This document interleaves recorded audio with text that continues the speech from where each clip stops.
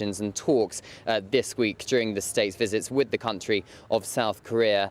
And the other is joint sanctions, which have been agreed between South Korea and the United Kingdom against North Korea to do with joint sea patrols, preventing it from developing, or at least trying to prevent the state from developing what they describe as an illegal weapons program. So the Prime Minister and the President of South Korea will be signing, or are expected to sign, a treaty on that in Downing Street later on. There are bilateral talks going on between the Prime Minister and the President of South Korea too.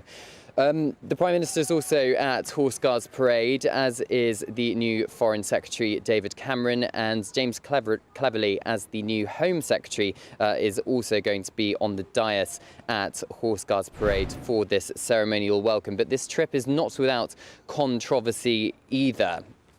Far from it, in fact. Now, opponents for the South Korean president, they are accusing him of trying to suppress free speech within South Korea, particularly when it comes to news reports which are critical of his government and his regime. Now, the South Korean president is saying that is claiming that this is to tackle what he describes as fake news, and this does appear to be in a bit of a contrast to what Queen Camilla was saying last night. She was made an honorary member of the Foreign Press Association last night in London, and during a speech she said that true freedom of expression is at the heart of our democratic system. But I am sure, as Queen Camilla and the King well know, this is all about their power of soft diplomacy having an impact on strengthening relations between two nations. As I said, it is very much the Foreign Office and the governments that organises these trips, and it is about strengthening relations between the two nations. Now, it is almost midday, so we are expecting the King and Queen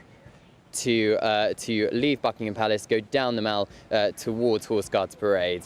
And now back to Tom and Emily in the studio.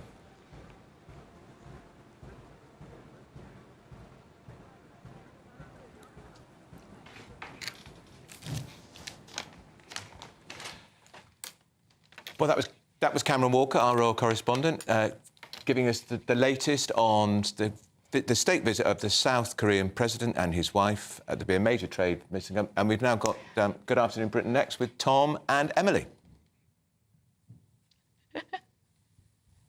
We can't hear anything now. James needs to kick off about. In Britain with me, Emily Carver and Tom Harwood. What have we got coming up on the show today? Well, get back to work. Prime Minister Rishi Sunak will reportedly end the national scandal of 2 million people languishing on out-of-work benefits. Too little, too late, or too much, too soon? Sir Chris Whitty has said we should have locked down sooner. Is he right? We'll bring you the latest from the COVID inquiry.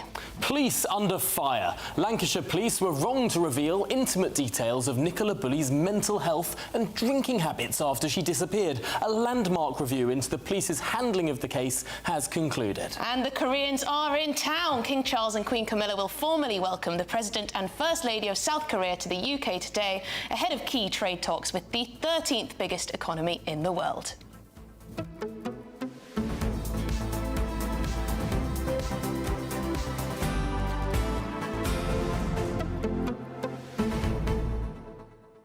There's a busy show coming up today, not least the live events that are going on right now, not just the South Korean state visit, but also, of course, the COVID inquiry, which is rumbling on now. But let's look at the King and Queen there arriving for the state visit of President Yoon Suk-yeol, the President of South Korea. As we were mentioning, the 13th largest economy in the world, an economy we're looking to do more trade with, and an economy we're looking to do more security cooperation with. Of course, they've got a belligerent neighbour to their north, a nuclear-armed neighbour to their north in North Korea.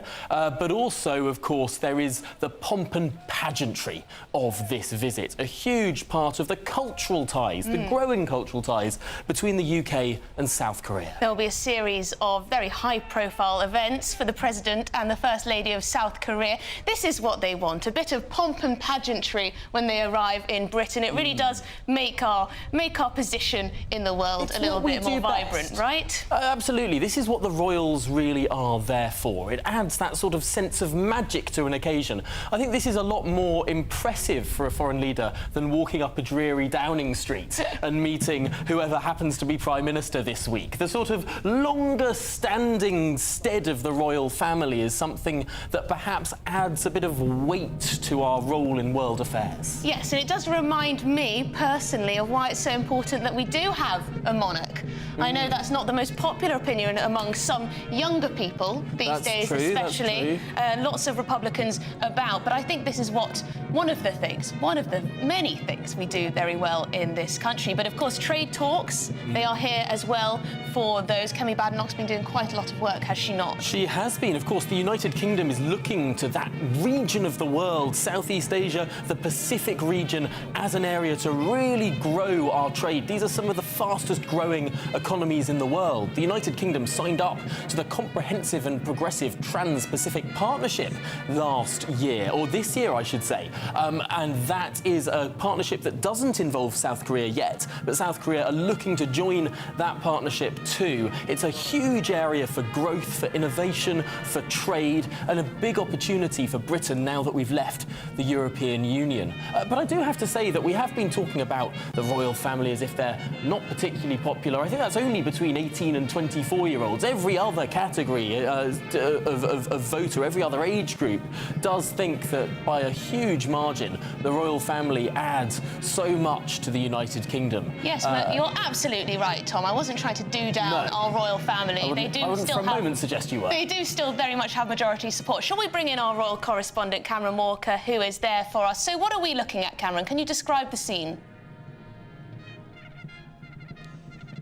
Yes, so this is Horse Guards Parade. The King and Queen arrived in the last few minutes. They were received by Sir Kenneth Oliser, who's His Majesty's Lord Lieutenant of Greater London, the Silver Stick in Waiting, Lieutenant Colonel Matthew Woodward, and the Field Officer in Brigade Waiting, Colonel Guy Stone. They are all present. It all sounds very official, doesn't it? But the whole point, of course, is this is the pomp and pageantry in action and the power of soft diplomacy, which in just a few minutes' time, the President of South Korea and the First Lady will be treated to. Now, about half an hour ago, the Prince and Princess of Wales, because of course this is the whole family affair, left Buckingham Palace en route to the President and First Lady's hotel to pick them up and escort them to Horse Guards Parade. Now, when they arrive at around, we believe, 12:10, there will be a royal salute, a 41-gun salute fired from Green Park, as well as His Majesty's Fortress, which is the Tower of London as well. The King will then present the President and will then greet the President and will introduce him to the Prime Minister, as well as the new Foreign Secretary, Lord Cameron of Chipping Norton, David Cameron, of course, the Right Honourable James Cleverly as Home Secretary as well, and a number of other politicians and dignitaries. There will then be a royal salute undertaken by the Scots Guards, and the King and the President will inspect a guard of honour at Horse Guards Parade. This is very much the start of a ceremonial welcome of the state visit of the President of South Korea. Then members of the royal family, as well as the guests, will travel up the Mall from Horse Guards Parade in carriages to the waiting crowds. And I have to say, they have been growing slowly, these crowds. I believe they are mostly tourists rather than anyone who's come out specifically to view the state visits. But of course, it's still a spectacle for them. There's then going to be a private lunch inside Buckingham Palace, and I'm told the King is going to invite the President to view some of the items in the royal collection to do with South Korea. Then the President is going to be travelling to the Palace of Westminster to speak with some politicians before a big, magnificent state banquet tonight in the ballroom of Buckingham Palace. I am told it's going to be white tie and a tiara kind of evening. So lots of hospitality for the President to look forward to. But of course, this is a very important state visit. This is the government that organises these state visits, and we've had two big announcements from the government, as you were alluding to, Tom and Emily. The first is the potential for a big trade deal with South Korea. Kami Badenoch, the business secretary, expected to take part in meetings and negotiations this week as the South Korean president is in London. And there's also going to be a joint signing between the Prime Minister and the President of sanctions against North Korea to do with joint sea patrols, trying to prevent that state from developing illegal weapons. But of course, before all of that, we have this pomp and pageantry which you are seeing on your screens now. This is live pictures of Horse Guards parade. You may just be able to make out the King and Queen stood on the dais there. The time is 12:07, so in a few minutes' time we will be expecting the President and the First Lady to travel to Horse Guards for the start of the ceremonial welcome. It is interesting. The King and Queen have been standing there in the cold for quite some time. I don't know. Is the President of South Korea and the First Lady of South Korea a little bit late? We're seeing some cars and vans arrive now. Some blackout. There they are. This looks like they're finally coming. There's the flag. Some punctuality at last. I'm not sure that actually makes sense as a sentence, does it? Oh no, and we've got a security car just in the way there, but we can make out through the doors. These look like officials. These are perhaps officials. The fancy car is the one of President Yoon Suk-yeol, but we seem to have the way blocked a little bit there. Let's see if we can wait for these cars to move on, if they might. Yes, they were certainly in the car with the flag waving at the top. Yes. And here we go. We're going to be able to see them walking up to the dais there. We've got the King and the Queen waiting ever patiently on this. Is that Prince William there we can see? Yes, that's Prince William. And we also have the Duchess of... The Princess of Wales. The Princess of Wales. Yes. And the First Lady of South Korea greeting the King and the Queen there, as the President did before her. And here we have it, the meeting of these dignitaries. Cameron Walker, how significant is it that we have this meeting between two heads of state here, the head of state of the United Kingdom and the head of state of the Republic of Korea? Oh, it's incredibly significant, Tom. Apologies if you can hear loud bangs in the background. I'm probably about 50 metres away from the King Street Royal Horse Artillery in Green Park, firing the 41-gun salute. Well, Tommy, watch it. I'm behind you. Okay, I think that's the last one. Power of soft diplomacy when it comes to these state visits, and it's a real asset for the British government to have the royal family, that they would argue, to basically welcome the foreign head of state, because that really helps to kind of, perhaps, let's say for want of a better phrase, butter up the foreign dignitary when it comes to the tough talks, which are going to be happening later, when it comes to negotiating and thrashing out that trade deal, as well as joint interests when it comes to perhaps sanctioning hostile states as well. And we've mentioned previously that the President is expected to meet politicians in the Palace of Westminster as well later on. But of course, Britain is known around the world for this pomp and pageantry and this ceremonial tradition which we are seeing play out on our screens now. The fact that we still have horse-drawn carriages with guns, I think speaks volumes. It is for show. Of course, they're never going to be used in combat anymore, but it's something which foreign dignitaries are perhaps would be well used to or would be expecting when they come to Great Britain. Queen Elizabeth II, King Charles's mother, was on the throne for 70 years and hosted as well as attended a number of state visits both here and abroad, and I think it's her legacy which has now been transferred over to King Charles, which the South Korean president, who's only been in office for 18 months or so, is perhaps going to be in awe of. So when they come to the state banquet later on and seeing all this military procession that's going on this morning, perhaps he will be on more friendly terms to discuss the more important and perhaps more serious topics such as trade and cooperation and security. Well, thank you very much indeed, Cameron Walker, our royal correspondent there on Horse Guards Parade. Just a little superficial mention, but the Princess of Wales there does look rather fantastic in a beautiful red coat dress with a matching hat.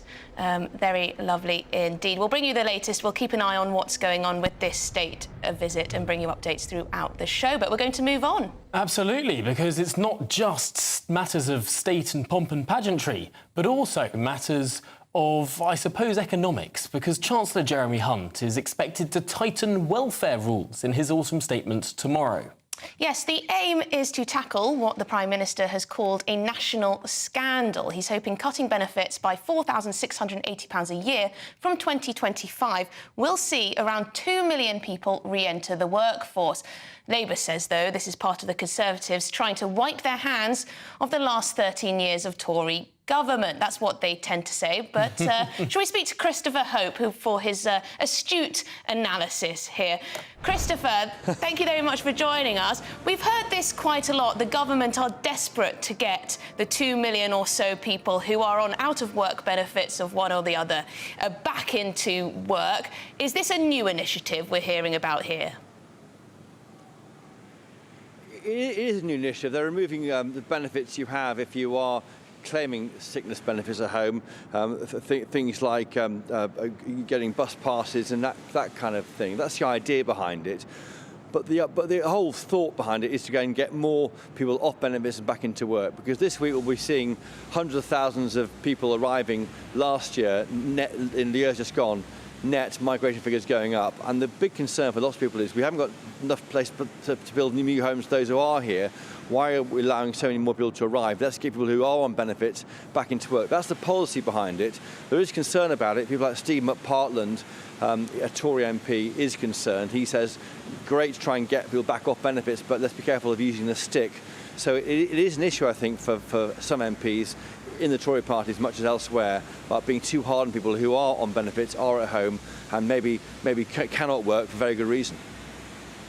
No, it is interesting that this is perhaps a political issue as well as an economic one. Clearly, there's a labour shortage in the United Kingdom. Anyone who's been to any pub any time recently can see the sort of adverts on the doors. You get people back to work. That's not an issue, though, Tom. So exactly. So clearly, part of this is about filling that labour shortage, getting perhaps 2 million people back to work. But also part of this is potentially a political point of division, a wedge issue, if you will, between the Conservative Party and the Labour Party.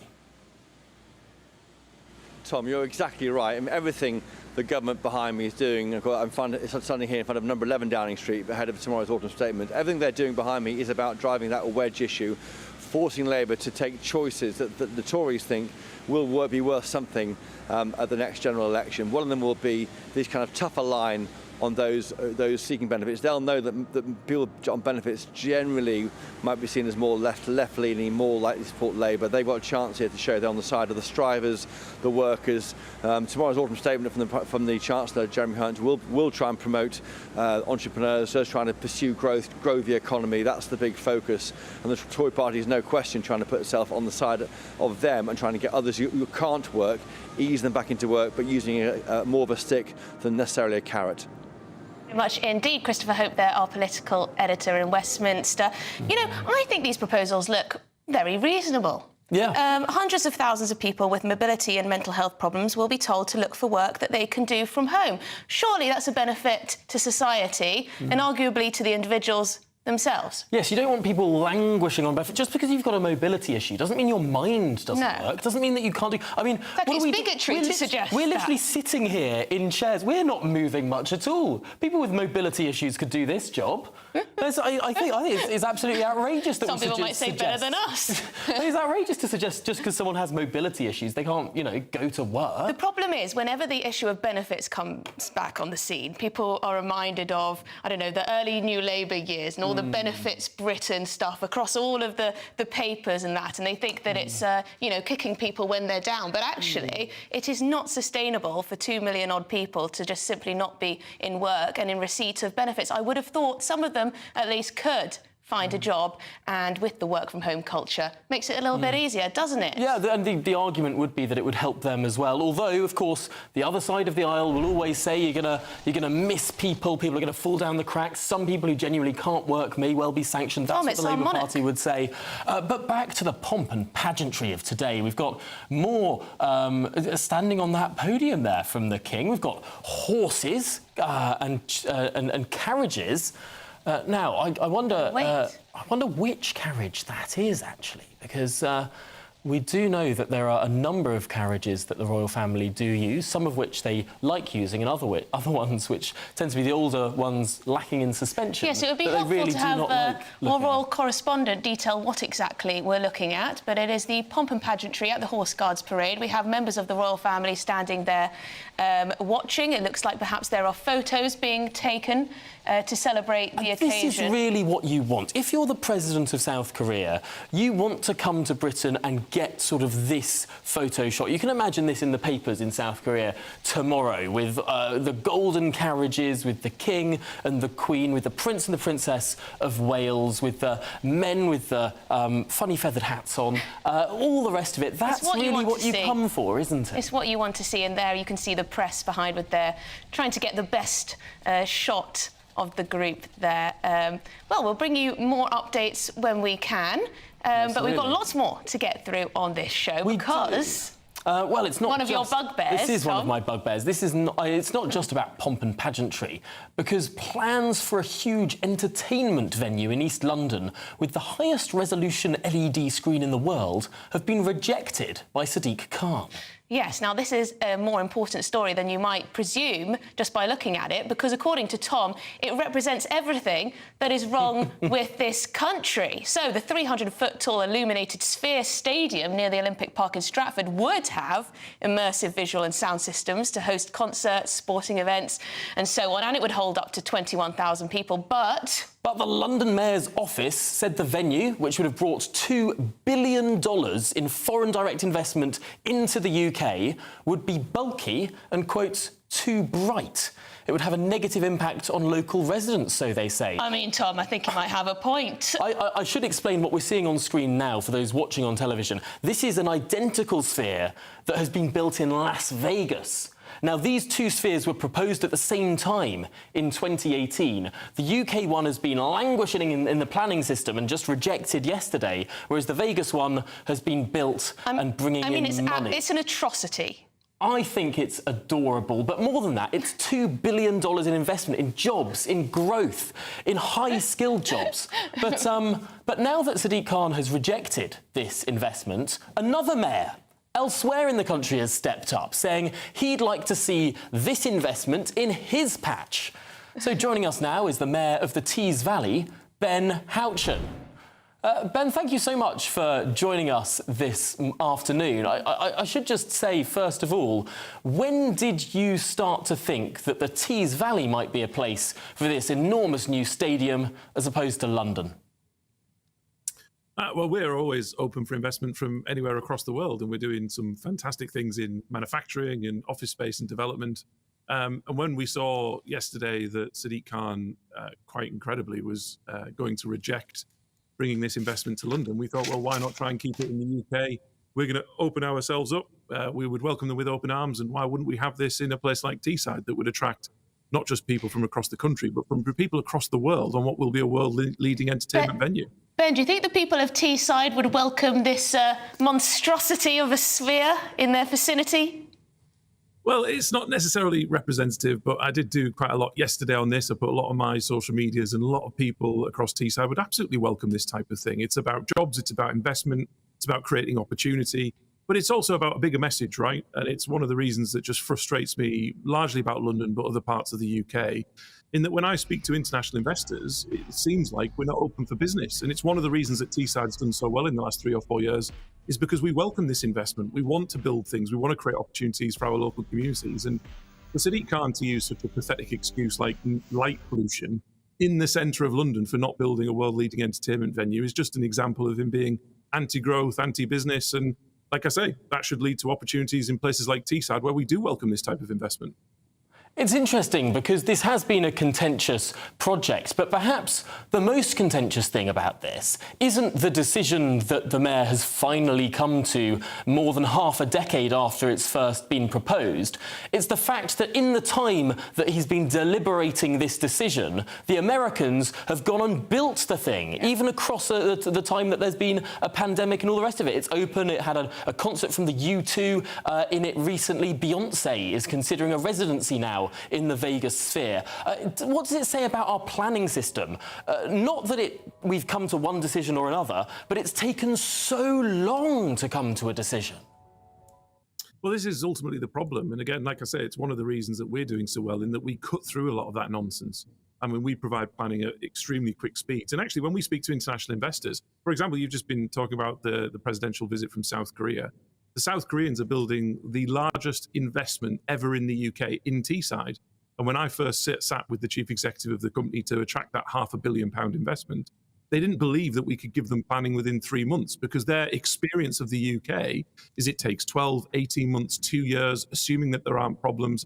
And this is a problem, right? There is a perception across the world that the UK is not a business-friendly place. The regulations are overly cumbersome. And these are people that can go and build these things anywhere in the world, right? This is globally mobile capital. They don't have to do it here. They want to do it here because they like Britain.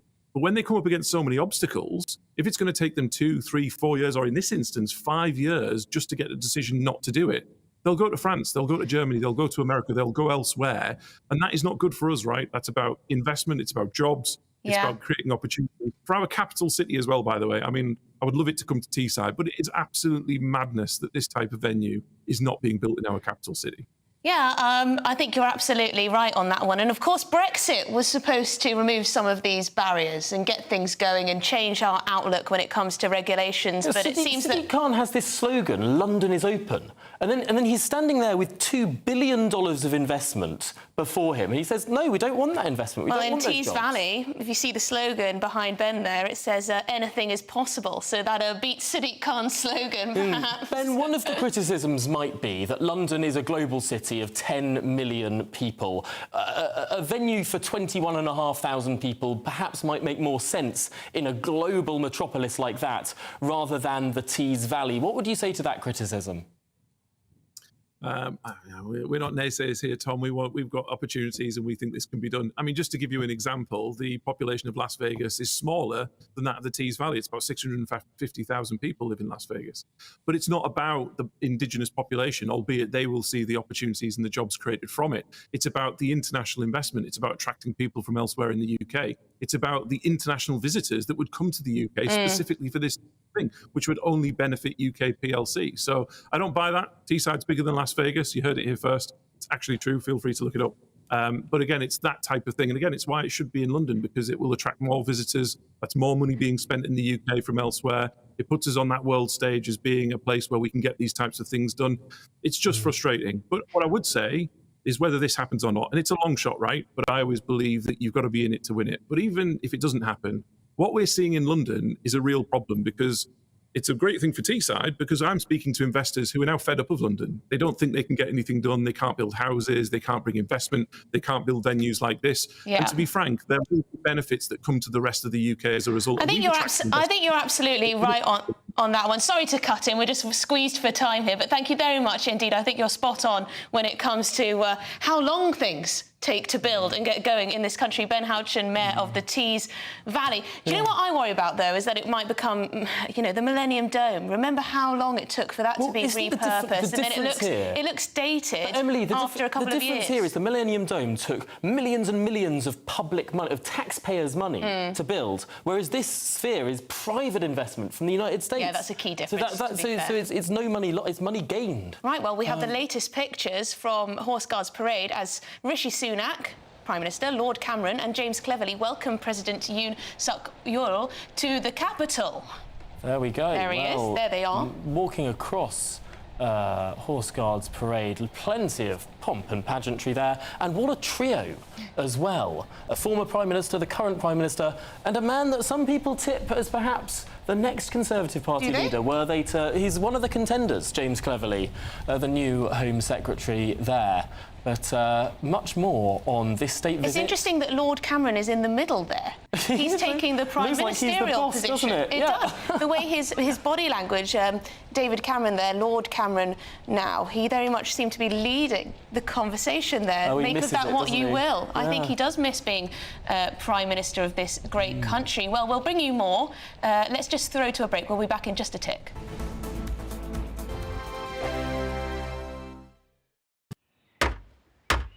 Who is it? We're here for the show. Welcome to the Dinosaur Hour with me, John Cleese. I was married to a therapist. And you survived? I thought we were getting Hugh Laurie. Second best. You interviewed Saddam Hussein. What's that like? I was terrified. I'm playing strip poker with these three. Oh! No, thank you. My CDs need to be put in alphabetical order. Are you going to be problematic again?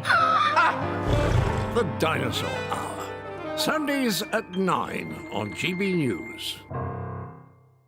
Good afternoon, Britain. Good afternoon, Britain. Join us, Tom and Emily, To find out what's happening in the heart of Westminster. and why it matters to you. Weekdays from midday, we bring you the most compelling stories from across the United Kingdom. And from your doorstep to our inbox, That's right, we want to hear from you, GB News. Britain's news channel.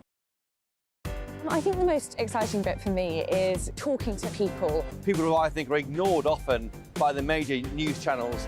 We're going to give news they want to hear. There's a voice there that needs to be heard. I think there's a chance here for a diversity of opinion to be expressed, which you don't find elsewhere. It's really exciting. We don't hold back. We're free to say how decisions that are taken here Affects us all around the country. Only on GB News, the People's Channel, Britain's news channel. I'm Michelle Dewberry, and I'm not here to tell you what to think. I'd much rather hear what you have to say. So, send in your opinions to gbviews@gbnews.com. Keep them clean, and you never know, I might read them out. With my panel here on Jubes & Co, we debate, we get stuck into the issues of the day on a show where all views are welcome, especially yours. GB News, the People's Channel, Britain's news channel. In the GB Newsroom, we bring you the news as it happens. With our team of dedicated journalists across the UK, we're ready to give you accurate reporting every day. When the news breaks, we'll be there with bulletins on GB News, the People's Channel, Britain's news channel. Your weekend starts here with Friday Night Live with me, Mark Dolan, 8 till 9 on GB News.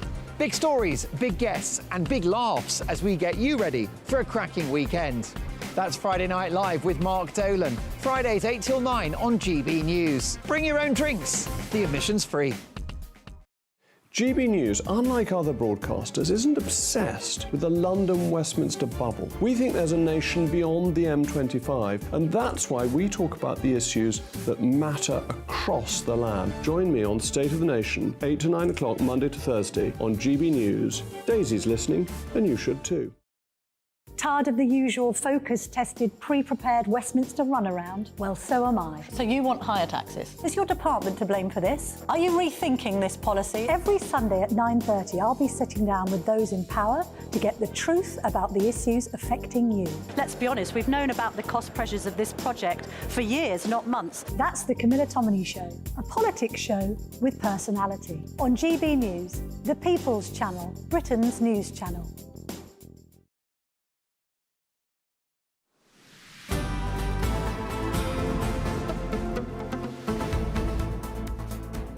Good afternoon, Britain. Now, Sir Chris Whitty, who was the government's most senior medical advisor during the COVID-19 pandemic, is today giving evidence to the COVID inquiry. Yes, his appearance comes a day after former Chief Scientific Advisor Sir Patrick Vallance made some pretty explosive claims during his evidence, including that then-Chancellor Rishi Sunak thought it was OK to, in quotes, just let people die, and that Boris Johnson was bamboozled by the graphs and data presented to him.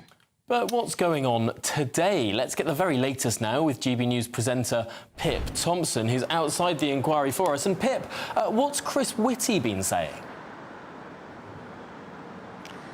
Hi there, Tom. Well, he's been speaking now for some 2.5 hours this morning.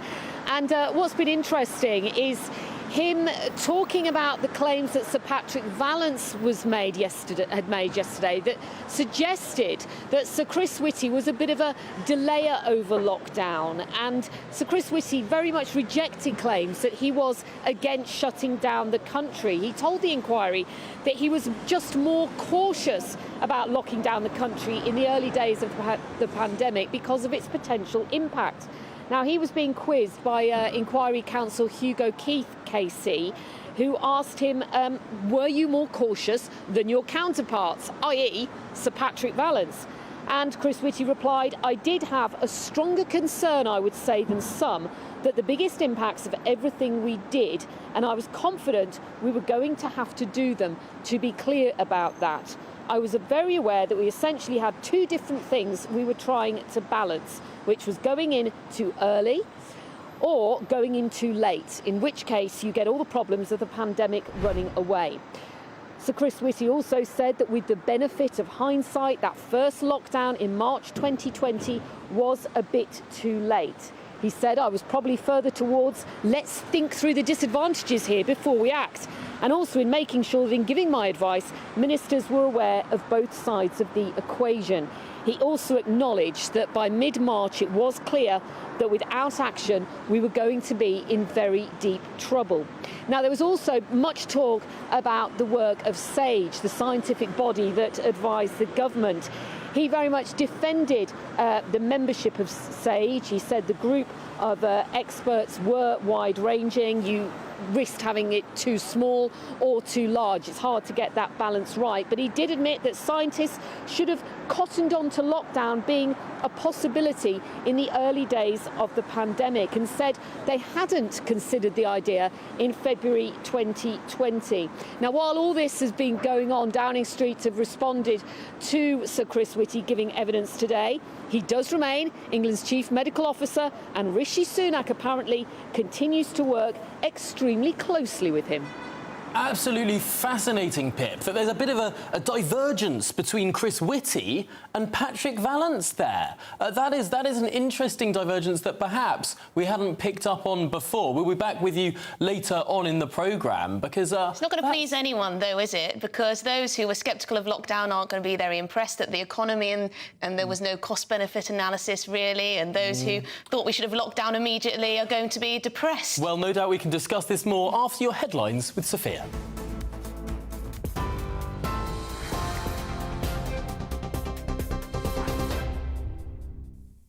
Thank you, Tom. It's 12:33. I'm Sophia Wensler in the GB newsroom. Officers searching for 4 young teenagers who have been missing in the north of Wales since Sunday morning have found the car they were travelling in. Jevon Hurst, Harvey Owen, Wilf Henderson and Hugo Morris are thought to have been in the Harlech and Portmagon area of Gwynedd from the camping trip. North Wales Police says its officers are currently at the location and the families of those involved have been kept updated. It's being reported a deal between Hamas and Israel could see 50 Israeli hostages released and fighting paused for days. The leader of the Hamas terror group, who is based in Qatar, released a statement this morning raising hopes of a pause in the fighting. Negotiations are said to be centring around how long the truce may last and details of a prisoner exchange that could see some Israeli hostages released. Israel has not commented on the reports. However, US President Joe Biden says a deal is close. The BBC is resting the hit motoring show Top Gear for the foreseeable future following a crash that left host Andrew Flintoff seriously injured.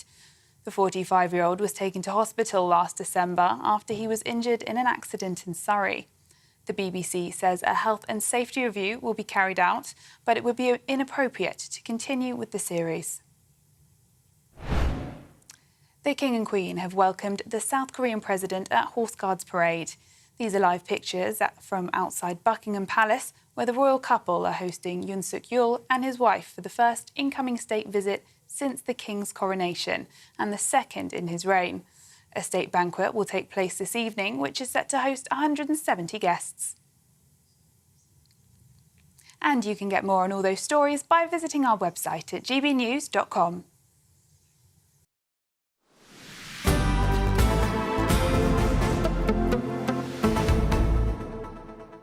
Well, gosh, it's a busy news day today. There's a foreign presidential royal states visit. There's also, of course, that COVID inquiry and a lot of stuff leading up to the autumn statement tomorrow too. I'll be interested to know what you at home make of this whole COVID inquiry, because I think it's raising more questions than perhaps answers that we want, and seems to be this narrative emerging that we didn't lock down soon enough, which you would agree with, wouldn't you, Tom? I don't know. I think it's just got interesting. The difference in opinion between the chief medical officer and the chief scientific officer, which I don't think up until today was public. I think these two men were seen to be agreeing, whereas actually today, if what Pip has been saying is right, we have actually just revealed that there wasn't one version of the science. There were lots of different competing versions of the science. With all due respect, though, with all due respect to these very intelligent people that were running the show, I do think that there should have been far more emphasis on, well, investigating potential outcomes that weren't what they were thinking about in terms of cost-benefit analysis on the other half of the economy. ledger, you've got to act quickly, otherwise you might not act at all. But of course, we'll be discussing this far more. After the break, we'll be joined in the studio by the former Australian Foreign Minister, Alexander Downer, and the former Liberal Democrat Minister, Norman Baker. We'll be discussing everything from Farage in the jungle to the COVID inquiry to the Falklands. See you shortly.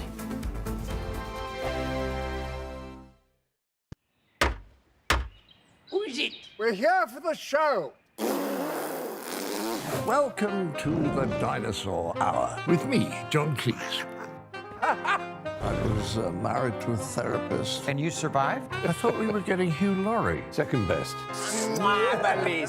You interviewed Saddam Hussein. What's that like? I was terrified. I'm playing strip poker with these three. Ah! No, thank you. My CDs need to be put in alphabetical order. Are you going to be problematic again?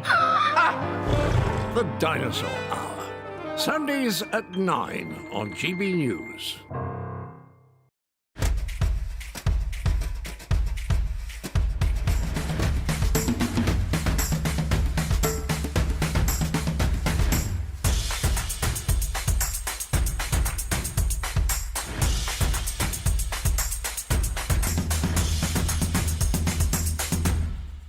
Wake up to the headlines with Headliners every morning at 5 a.m. We treat you to the day's biggest stories before anyone else, 7 days a week. You can catch up on everything you need to know before you've even had your kippers. Headliners every morning at 5 a.m. only on GB News, the People's Channel, Britain's news channel. GB News, unlike other broadcasters, isn't obsessed with the London-Westminster bubble. We think there's a nation beyond the M25, and that's why we talk about the issues that matter across the land. Join me on State of the Nation, 8 to 9 o'clock, Monday to Thursday, on GB News. Daisy's listening, and you should too. I think the most exciting bit for me is talking to people. People who I think are ignored often by the major news channels. We're going to give news they want to hear. There's a voice there that needs to be heard. I think there's a chance here for a diversity of opinion to be expressed, which you don't find elsewhere. It's really exciting. We don't hold back. We're free to say how decisions that are taken here affect us all around the country. Only on GB News, the People's Channel, Britain's news channel. There's only 3 people you can trust in life. Your doctor, your lawyer, and your nana. I'm not sure. So join me, Nana Aquare, at 3 p.m. every Saturday and Sunday, where we discuss the biggest topics of the weekend. Be ready for battle. Could you be quiet? What is this? It's my new teeth. It's your new teeth. I don't bite. Well, not without a good reason. Always honest, always fun. Every weekend at 3 p.m. on GB News, the People's Channel, Britain's news channel. Your weekend starts here with Friday Night Live with me, Mark Dolan, 8 till 9 on GB News. Big stories, big guests and big laughs as we get you ready for a cracking weekend. That's Friday Night Live with Mark Dolan. Fridays 8 till 9 on GB News. Bring your own drinks. The admission's free. Tired of the usual focus-tested, pre-prepared Westminster runaround? Well, so am I. So you want higher taxes? Is your department to blame for this? Are you rethinking this policy? Every Sunday at 9:30, I'll be sitting down with those in power to get the truth about the issues affecting you. Let's be honest, we've known about the cost pressures of this project for years, not months. That's the Camilla Tominey Show, a politics show with personality. On GB News, the People's Channel, Britain's news channel.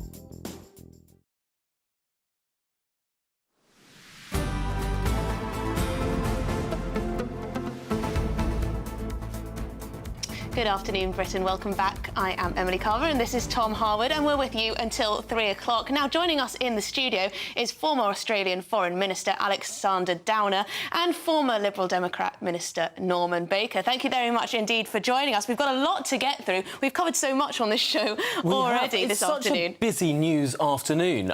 But one of the big themes running through this whole week is, of course, looking to the autumn statements tomorrow and this newfound scope we hear for tax cuts, but also perhaps a benefit crackdown. And Norman, you were part of a government that did crack down a bit on benefits. I'm interested in your view on this further move, because apparently there are 2 million people out of work who the government believe could be working a bit more. Well, first of all, Chris Hope, in his piece to you, was right to say that what's happening is an attempt to find a dividing line between Tory and Labour, so that's the big politics of it.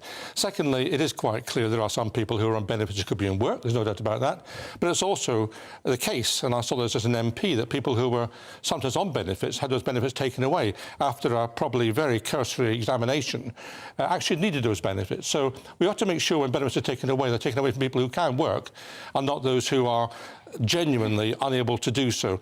But the other thing is that there's been talk about inheritance tax being cut, which of course would benefit the top 4% of the population.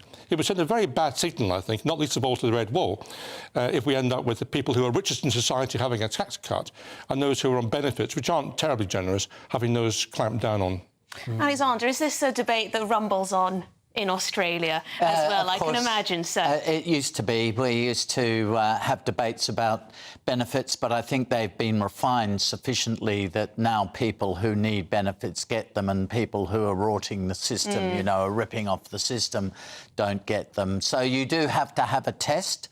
You do have to have in place, for example, a vigorous work test to make sure that people genuinely are looking for work who are getting benefits.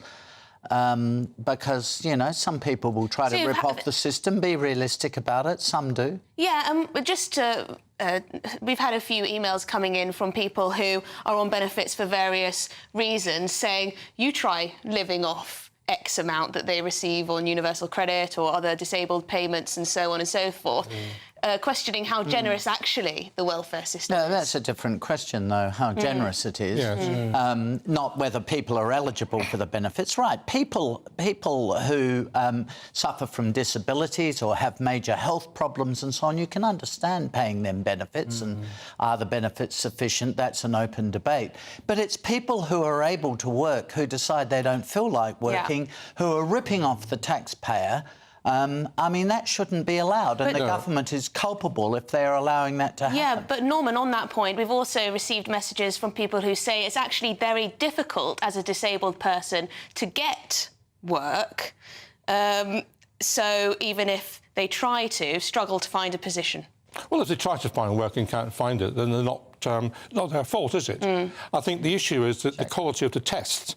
And what happened before was that the test was carried out by people who, frankly, weren't qualified to undertake the test. And you were ending up with people who are genuinely ill and unable to work, having no benefits. It's a draw. I had to deal with those cases as an MP. At the same time, there are people who genuinely could work who are playing the system. So the issue is making sure the test is accurate and is carried out by people who understand the situation. Now, this isn't a particularly big issue in the grand scheme of things, but I think it is an issue that is indicative of a lot of problems about the United Kingdom, a lot of problems where we're a low investment country, we're a country that says no to a lot of things. We were speaking about half an hour ago with the Mayor of the Tees Valley, Ben Houchen, who wants this new sparkling stadium to be built in his patch in the northeast because the Mayor of London, Sadiq Khan, has just said no to this $2 billion investment. Norman, does the Mayor of London have a right to reject that sort of investment, that sort of jobs, that sort of growth that would make decisions about the budget a lot easier? Well, does he have the right? I think he has a right to make this opinion known. And I understand that the final decisions with Michael Gove as the relevant Secretary of State in the government. But, you know, I don't think this, to be fair to the Mayor of London, I don't think he's against a £2 billion investment. I think what he's against is the kind of garish Las Vegas proposal, which was put forward and which you showed on your show a moment ago. And there have been, I think, from memory, over 1,000 objections to this. Norman, on that point, sorry, I must interrupt, but Steve Khan has been a fan of rather garish artwork in the past, has he not? We had in Trafalgar Square that monstrosity of an ice cream cone with, I don't know, some kind of bug or something there. So, you know, he's open to things that are an eyesore in normal times. Can we have a little look at the sphere, perhaps, just to show? There's the one in... No, that's Las Vegas. That's in Las Vegas. That's in Las Vegas, and it would look something like that, but in Stratford. Now, I don't know if you know Stratford. Yeah. This is the concept float in Stratford. So this is what it would look like were it to be built in Stratford. Right? Between two railway tracks. Of course, there are skyscrapers around it as well. It's where the Olympic Stadium was. It's where the peculiar skyscraper called the Orbit, you know, that viewing platform, that's taller than But this. crucially, Alexander, would you say yes to the sphere in your patch, in your backyard? I think I would say no to it. And the main objection, quite apart from it being absolutely hideous. Huge, and it is hideous, it's not a work of art. The second thing I'd say about it is it lights up at night. And so for all those people who have bought flats around that area, yes, I mean, I would have thought that the flats around that would go up in value. No. It's an adorable thing to see out your window. You know you're joking. You know you're joking.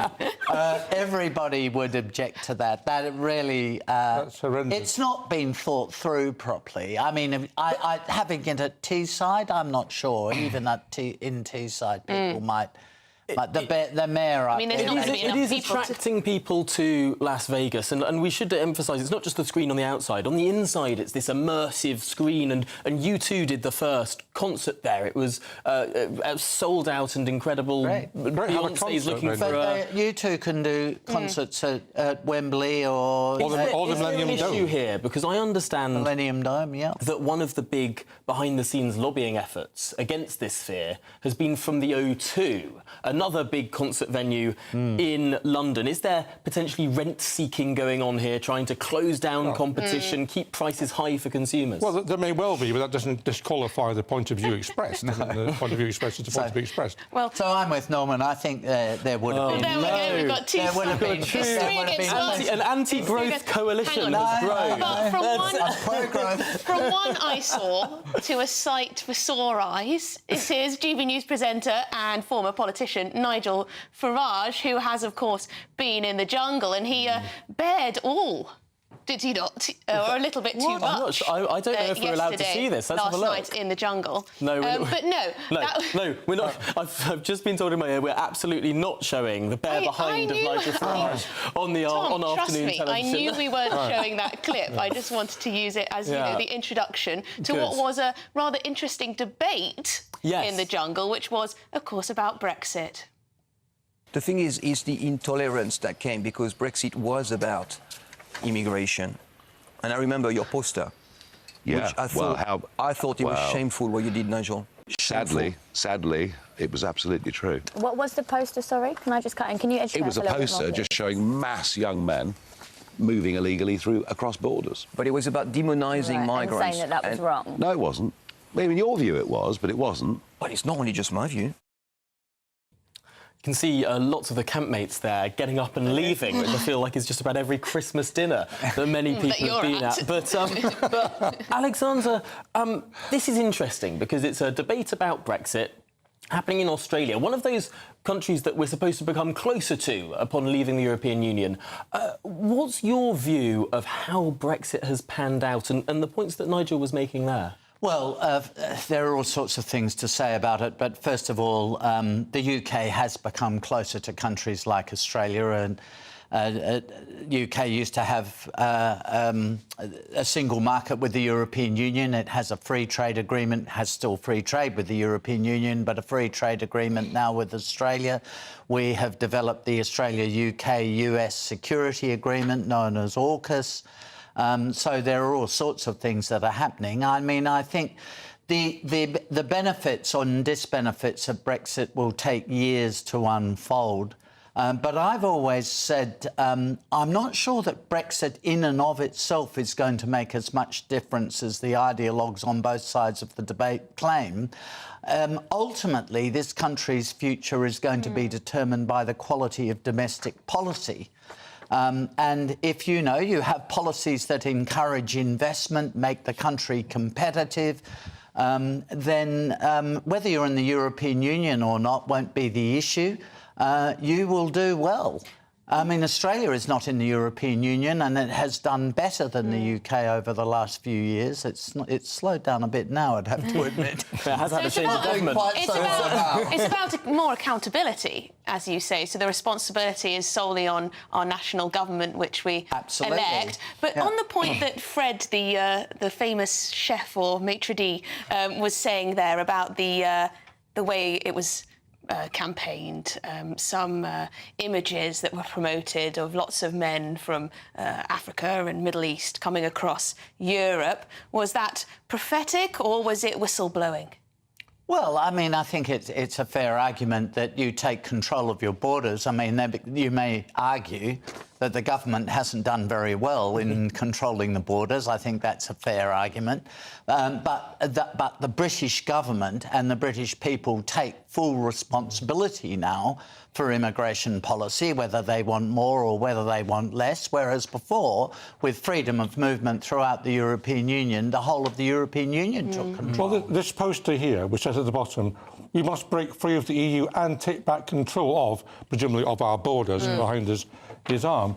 I mean, the reality is it's been a disaster because immigration has got far worse since we left the European Union. No, but you still had control of the borders. It's not a question of the numbers. It's a question of whether you have control. Well, we haven't got control. The way you have exercised control, I mean, it's another question. We haven't got control. I mean, well, I'm not going to defend the European Union. We had an agreement, the Belfast Agreement, which allowed us, in principle, the Dublin Agreement, not in practice, to allow the wrong part of Ireland to return people to the other European Union states. The Dublin Agreement, has completely collapsed. They were only about but it was there. It never worked. And just on the Australia point, by the way, I should say that congratulations to you and your colleagues, because the free trade deal with Australia is hugely beneficial to Australia and very bad for British farmers. Hang on, what do you mean by that? Consumers? What about the people, the battlers, the people on lower incomes who have access to cheaper food?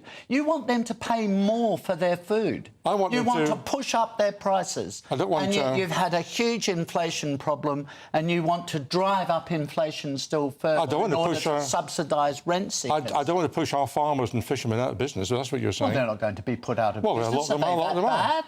I mean, do they produce such bad products? Nobody will want them and just want to buy stuff from Australia? They produce them with very high animal welfare standards, which are not mirrored elsewhere in the world. It's an interesting argument you're making, Norman, though, because the argument that is being put across there is that too many tariffs came down, and that's bad for UK farmers because now they're exposed to all this competition. Yes. But if these tariffs are coming down, surely that means the food is getting cheaper, and that's good for the consumer. Well, you'll know that the British population at large, judging by opinion polls and by what politicians say, are hugely against, for example, American products coming in the food market, which are subject to huge hormone injections and everything else, and they object to that. They want higher welfare standards, and therefore... Do Brits object to eating American food when they visit America? I think they do. They object to GM food. If you look at the opinion polls... Oh, it's sounding a bit conspiratorial. Sure. You're talking about opinion polls, but you have a look at what people do when they go to the shops.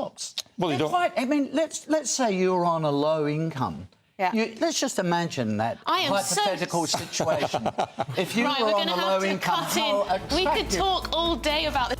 Hello, welcome to your latest GB News weather update from the Met Office with me, Annie Shuttleworth. It will turn sunnier for many through today as the cloud slowly clears, and it will stay dry as well. That's because we've got high pressure dominating out to the southwest, but the ridge will extend across much of the UK throughout today. There is a weather front up to the northwest, though, that's already starting to thicken cloud across northwestern parts of Scotland. Elsewhere, though, the cloud will lift through today and it will stay relatively dry. Any showers will tend to fade away across eastern areas to leave many of us with a fine autumnal day. Highs of around 11 or 12 degrees, just above average for the time of year. A slightly cooler feel after that chillier start across the north and west, though. Then through tonight, it'll stay dry still across the bulk of the UK. Across Wales and England, we could see some mist and fog patches, particularly across the far south. It'll be a chillier night here as well. A different story further north across Northern Ireland, much of Scotland, that rain really starting to arrive. It will be breezy as well, and that will hold temperatures up, so a milder night to come despite the wind and rain. And then throughout Wednesday, we'll see that rain continue to persist across the bulk of Scotland. The breeze will continue to stay strong, particularly across coastal areas. A cloudier day further south, but still some sunshine to be had, and it will stay dry for many of us down here as well. Temperatures around 11 or 12 degrees once again. It'll be cooler by Friday. Who is it? We're here for the show. Welcome to the Dinosaur Hour with me, John Cleese. I was married to a therapist. And you survived? I thought we were getting Hugh Laurie. Second best. You interviewed Saddam Hussein. What's that like? I was terrified. I'm playing strip poker with these three. Ah! No, thank you. My CDs need to be put in alphabetical order. Are you going to be problematic again? The Dinosaur Hour. Sundays at 9 on GBNews. Good afternoon, Britain. Good afternoon, Britain. Join us, Tom and Emily, To find out what's happening in the heart of Westminster. and why it matters to you. Weekdays from midday, we bring you the most compelling stories from across the United Kingdom. And from your doorstep to our inbox. That's right, we want to hear from you. GB News, Britain's news channel. I think the most exciting bit for me is talking to people. People who I think are ignored often by the major news channels. We're going to give news they want to hear. There's a voice there that needs to be heard. I think there's a chance here for a diversity of opinion to be expressed, which you don't find elsewhere. It's really exciting. We don't hold back. We're free to say how decisions that are taken here affect us all around the country. Only on GB News, the People's Channel, Britain's news channel. I'm Michelle Dewberry, and I'm not here to tell you what to think. I'd much rather hear what you have to say. So send in your opinions to gbviews@gbnews.com. Keep them clean, and you never know, I might read them out. With my panel here on Jubes & Co, we debate, we get stuck into the issues of the day on a show where all views are welcome, especially yours. GB News, the People's Channel, Britain's news channel. In the GB Newsroom, we bring you the news as it happens. With our team of dedicated journalists across the UK, we're ready to give you accurate reporting every day. When the news breaks, we'll be there with bulletins on GB News, the People's Channel, Britain's news channel. Your weekend starts here with Friday Night Live with me, Mark Dolan, 8 till 9 on GB News. Big stories, big guests and big laughs as we get you ready for a cracking weekend. That's Friday Night Live with Mark Dolan. Fridays 8 till 9 on GB News. Bring your own drinks. The admission's free. GB News, unlike other broadcasters, isn't obsessed with the London-Westminster bubble. We think there's a nation beyond the M25, and that's why we talk about the issues that matter across the land. Join me on State of the Nation, 8 to 9 o'clock, Monday to Thursday, on GB News. Daisy's listening, and you should too.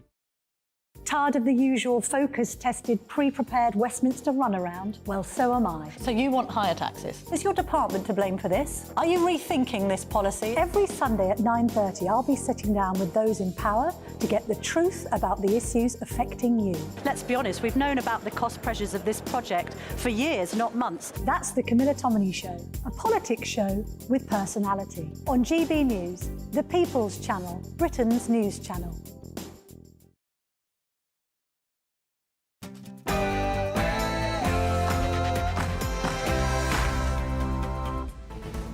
Good afternoon, Britain. Welcome back to the show. Now, we've got a lot coming up this hour. We do. Get back to work. Prime Minister Rishi Sunak will reportedly end the national scandal of 2 million people languishing on out-of-work benefits. Too little, too late, or too much, too soon? Sir Chris Whitty has said we should have locked down sooner. But is he right? And what are the growing divisions between the top scientists? We'll bring you the very latest from the COVID inquiry. And police under fire. Lancashire police were wrong to reveal intimate details of Nicola Bulley's mental health and drinking habits after she disappeared. A landmark review into the police's handling of the case has concluded. Koreans in town. King Charles and Queen Camilla will formally welcome the President and First Lady of South Korea to the UK ahead of trade talks with the 13th biggest economy in the world.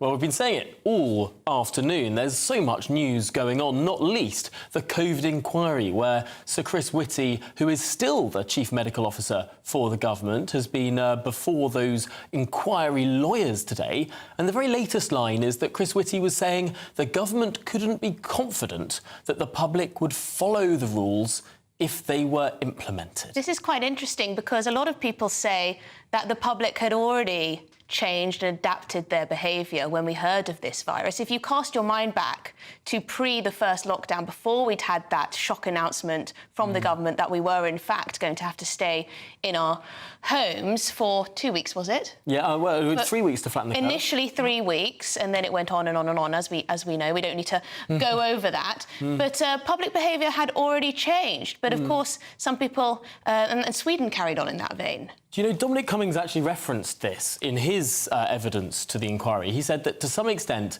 the people were ahead of the politicians because there was that weird period where actually people like Patrick Vallance, Sir Patrick Vallance, the Chief Scientific Officer, were going on the television saying, oh, we shouldn't be closing everything now, we need to wait for the right point to do it.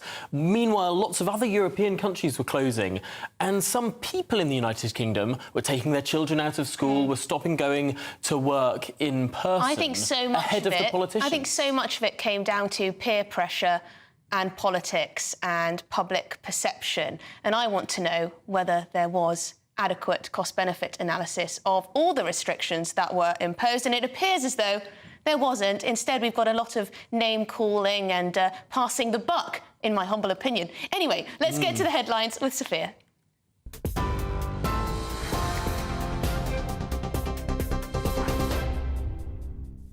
Good afternoon, it's 1:02. I'm Sophia Wensler in the GB newsroom.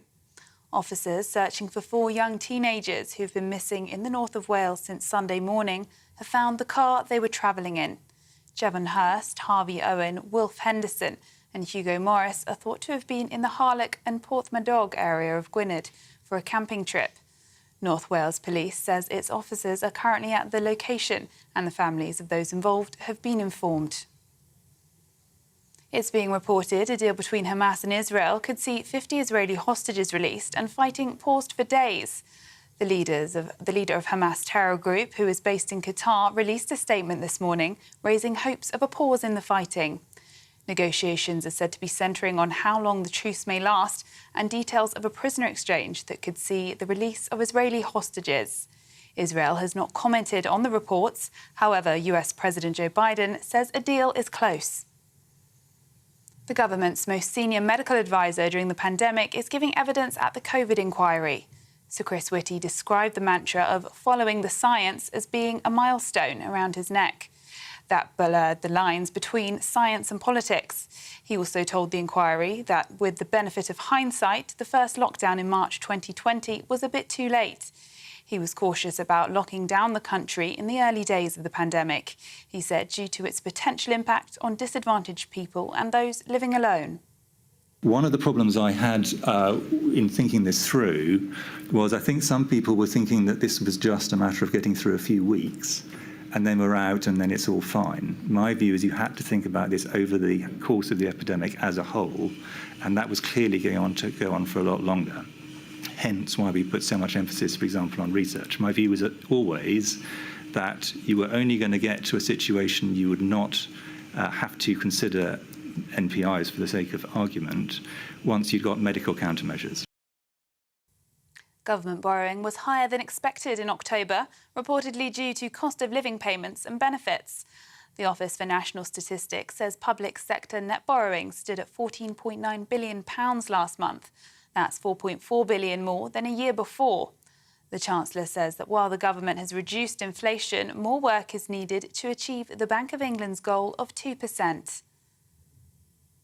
Lancashire Police has been criticised for its handling of the disappearance of Nicola Bulley. A review found failings in the way personal information about Miss Bulley's health struggles was disclosed to the press, which contributed to wild speculation. It said that non-reportable background information should have been provided to the media to help shape responsible reporting without disclosing sensitive information. Speaking at a press conference to discuss the report, Chief Constable Andy Marsh admitted the way the police released the information was needless. One of the decisions which has arguably the most significant impact on public confidence was the release of personal information about Nicola's health. We found that due process was followed in this decision and that it was lawful, but we are in no doubt that releasing this information in the manner the constabulary did was both avoidable and unnecessary. Russia says it cannot coexist with Ukraine and it will push back against NATO for as long as it needs to. It comes as Ukrainian counteroffensive failed to make significant gains this year against Russian forces, with troops currently trying to gain a foothold on the eastern bank of the Dnipro River. Russia now controls nearly 18% of Ukraine's internationally recognised territory, including Crimea, which was annexed in 2014. The BBC is resting the hit motoring show Top Gear for the foreseeable future, following a crash that left host Andrew Flintoff seriously injured. The 45-year-old was taken to hospital last December after he was injured in an accident in Surrey. The BBC says a health and safety review will be carried out, but it wouldn't be appropriate to continue the series. The King and Queen have welcomed the South Korean president at Horse Guards Parade. These pictures came to us a short time ago outside Buckingham Palace, where the royal couple are hosting Yoon Suk-yeol and his wife. It's the first incoming state visit since the King's coronation and the second of his reign. A state banquet will take place this evening, which is set to host 170 guests. This is GB News across the UK, on TV, in your car, on your digital radio and on your smart speaker by saying play GB News. Now it's back to Tom and Emily.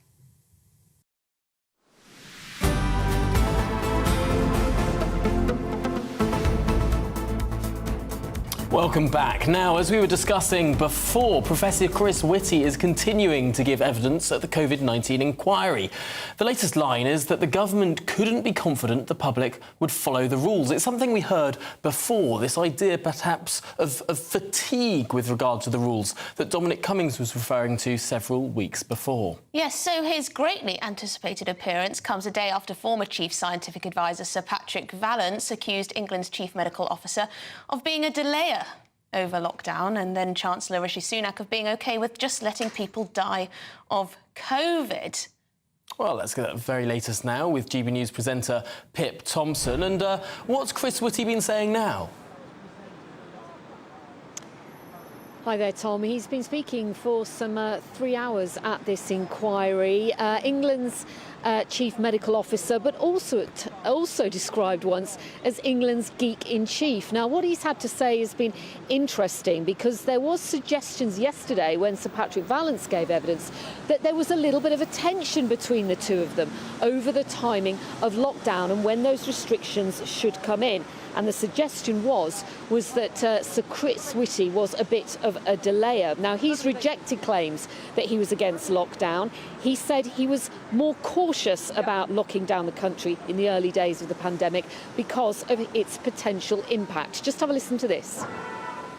I did have a stronger concern, I would say, than some, that the biggest impacts of everything we did, and I was confident we were going to have to do them, to be clear, but when we started, the disadvantages of all the actions, not just full lockdown, but other actions before that, for example, what was initially called cocooning and then shielding, as an example, stopping schooling is another, the biggest impacts of those would be in areas of deprivation and those in difficulties and those living alone and so on.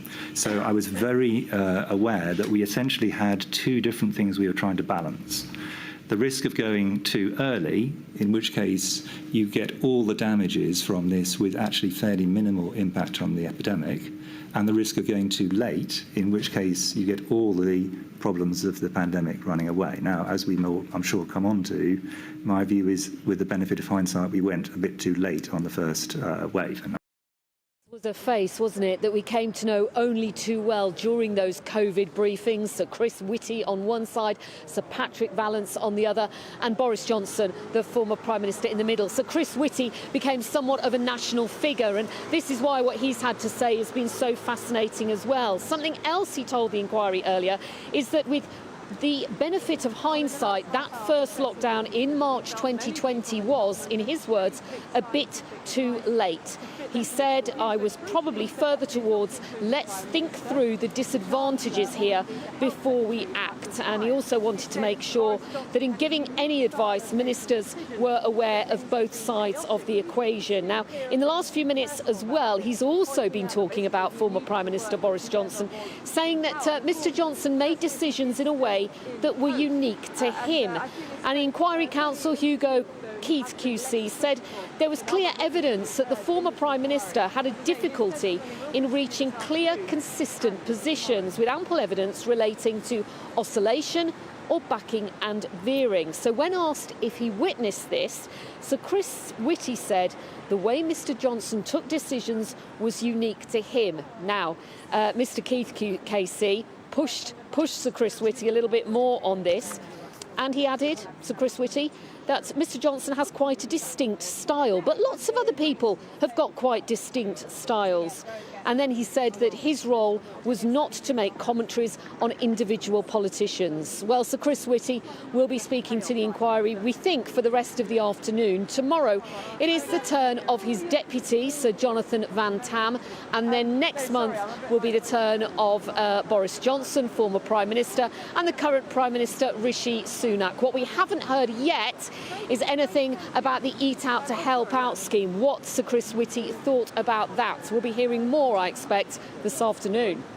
Well, Pip, we look forward to it. And absolutely fascinating how the Code Inquiry lawyer there is trying to get him to go after Boris Johnson, keeping asking questions about Boris Johnson, rather than perhaps structures or indeed wider clinical advice or indeed disagreement between scientists. But Pip, we'll be back with you a little bit later in the programme. Thank you. So you think he's doing that on purpose then, Tom? I think they potentially what the COVID inquiry is doing is thinking we need a point person, we need a villain here in this show, and we're going to pin it all on Boris Johnson. And it's interesting, when Dominic Cummings a couple of weeks ago tried to get them to look at what SAGE was saying in February and early March, which was very different to what SAGE, the scientific advisory group, was saying perhaps even a month later, the fact that the scientists were changing their minds so much in those early days of the pandemic, I don't think has been looked at in a great level of detail by this inquiry. I think it's becoming quite clear that the people at the top in charge perhaps didn't know what to do. They didn't know whether to lock down. They didn't know whether to keep things open. They didn't know what to do. And perhaps Boris Johnson, if he's guilty of anything, was guilty of not leading from the front and making those key decisions and sticking by them. But we'll continue to bring you updates there from Pip Thompson, GB News presenter. Now, the eco group everyone loves to hate, or perhaps most of us love to hate, Just Stop Oil, is taking to the streets again today as part of its Take to the Streets protest. Well, that would make sense, wouldn't it? The group has vowed it would protest every day until it wins. So let's go live now to the protest and speak to GB News reporter Ray Addison. Ray, we saw swift police action with you yesterday. Have we seen similar this afternoon? Yeah, definitely today. Police even quicker today than they were potentially yesterday. Very bit of a damp squib, really, for Just Stop Oil today here on rainy Whitehall. Only 9 activists actually took part in today's demonstration, considerably down from the 15 that were arrested on yesterday's protest. And they will no doubt be disappointed with that. They've obviously put in a call to the whole of the United Kingdom, asking people to come from far and wide to take part in this 7 days of action. If yesterday was disappointing, then today must be classified classified from their perspective as an absolute disaster.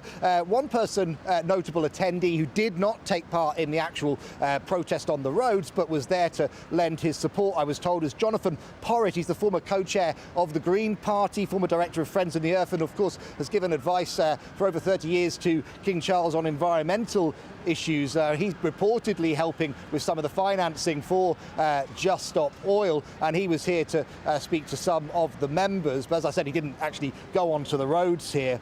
Now, when the Just Stop Oil activists actually got themselves onto Whitehall, the police were ready and waiting for them. Now, personally, I'd expected them to maybe go a different route or try and surprise the police a little bit. Absolutely not. They just did exactly the same as they did yesterday, headed straight for Whitehall.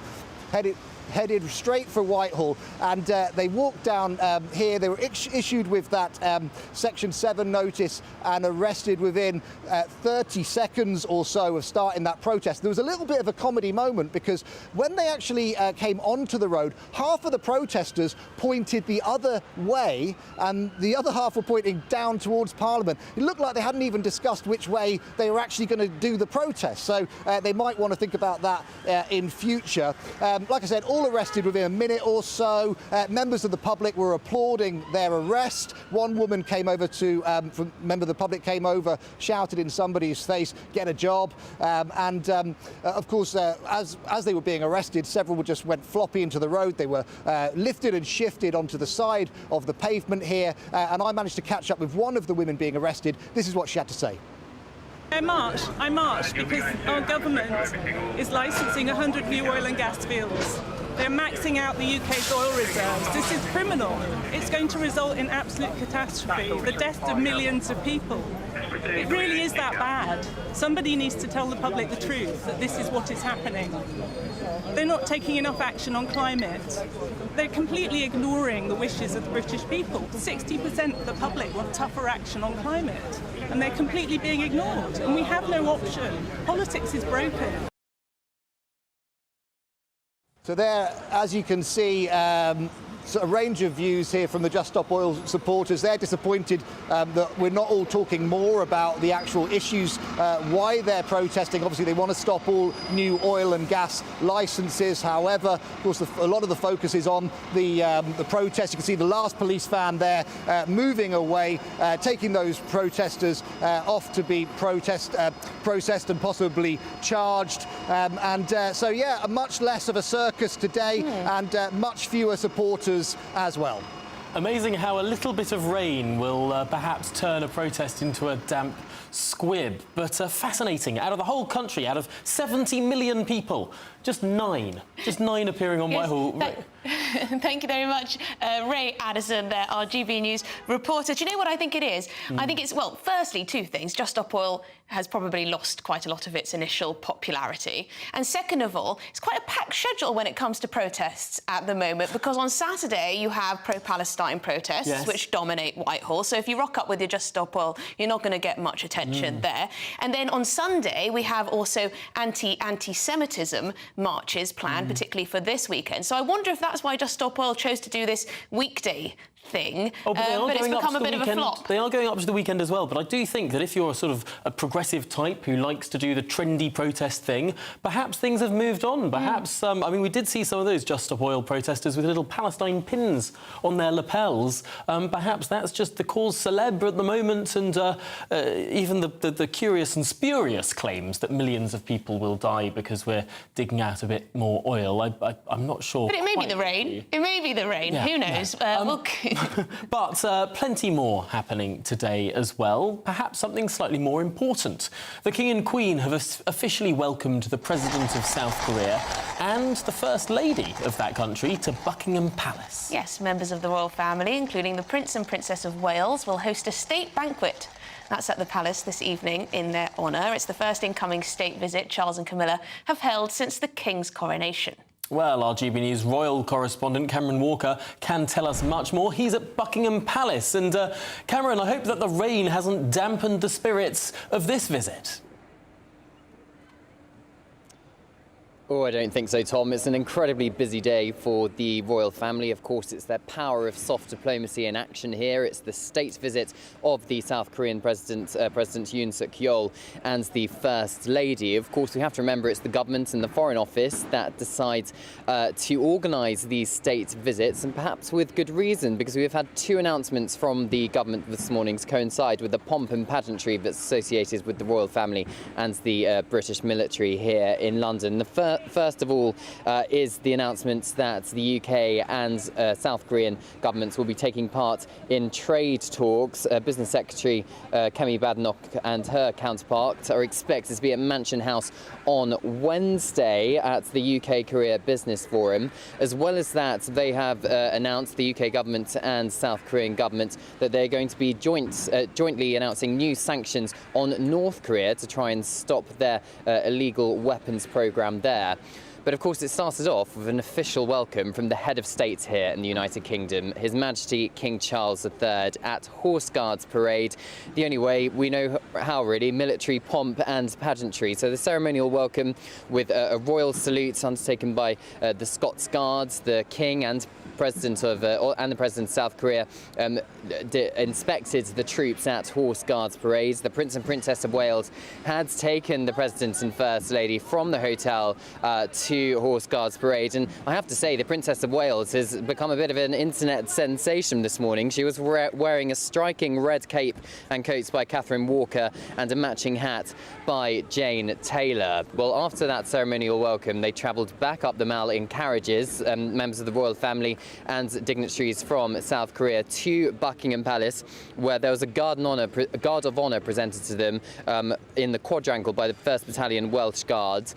At the moment, the royal family and the President and First Lady are having a private lunch inside the palace. They're expected to also view some items in the royal collection related to South Korea. Later on today, the President will be heading to the Palace of Westminster to talk to some politicians, and then, of course, tonight, a magnificent state banquet, a white tie affair with tiaras and all the rest of it. And just to end on a bit of a lighter note, during the state visit of South Korea to the United States in April, President Biden asked him to sing a bit of American Pie, because the President of South Korea very keen on karaoke. So will we be seeing a rendition of something British tonight? We'll wait and see. I'm not sure Buckingham Palace is quite that modern, but it might be a bit of fun. Goodness me, during the pandemic we heard a lot about karaoke machines in number 10. I wonder if Buckingham Palace has a couple in one of those magnificent rooms. Well, why not? Why not? Thank you very much indeed, Cameron Walker, our royal correspondent there, from a rather damp Buckingham Palace, but no dampened spirits there. Autumn statement coming tomorrow. Yes. Of course, we're going to talk to Liam Halligan, our economics and business editor, about whether there could be tax cuts. Absolutely. Big U-turns perhaps from this government. More to come in just a moment.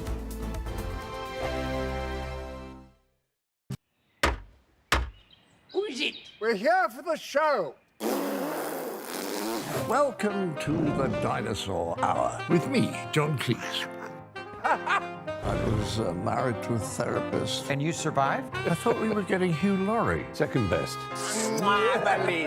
You interviewed Saddam Hussein. What's that like? I was terrified. I'm playing strip poker with these three. Ah! No, thank you. My CDs need to be put in alphabetical order. Are you going to be problematic again? The Dinosaur Hour. Sundays at 9 on GB News.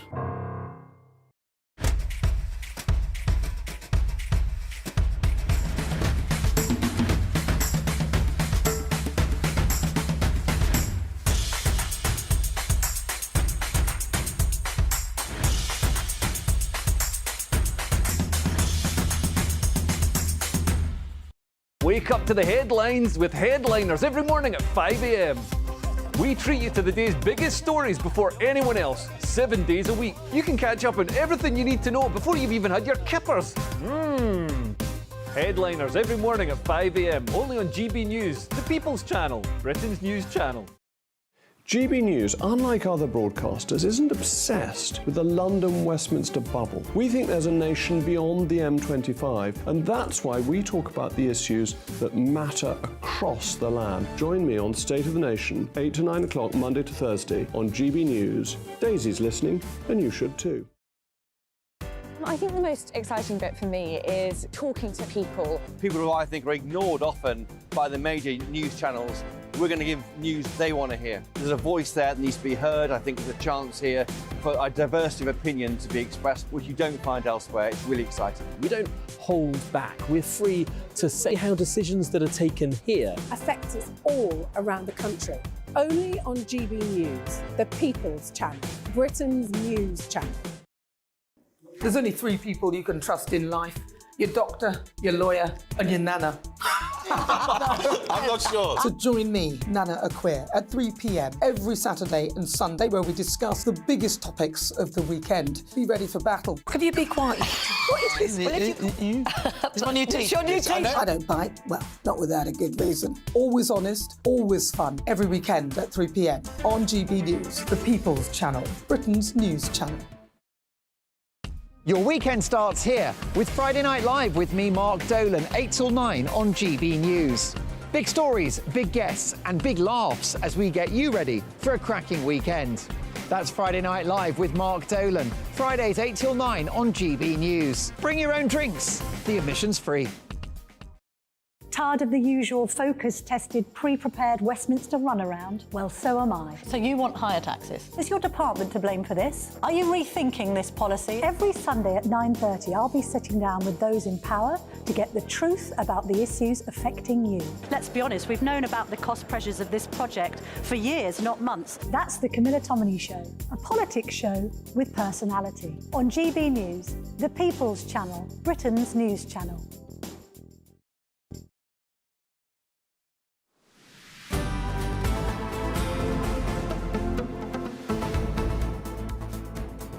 Welcome back. Good afternoon, Britain. Now, Jeremy Hunt will deliver his much-anticipated autumn statement tomorrow, with the Chancellor expected to make huge announcements on welfare reforms, pensions and even tax cuts. Possibly.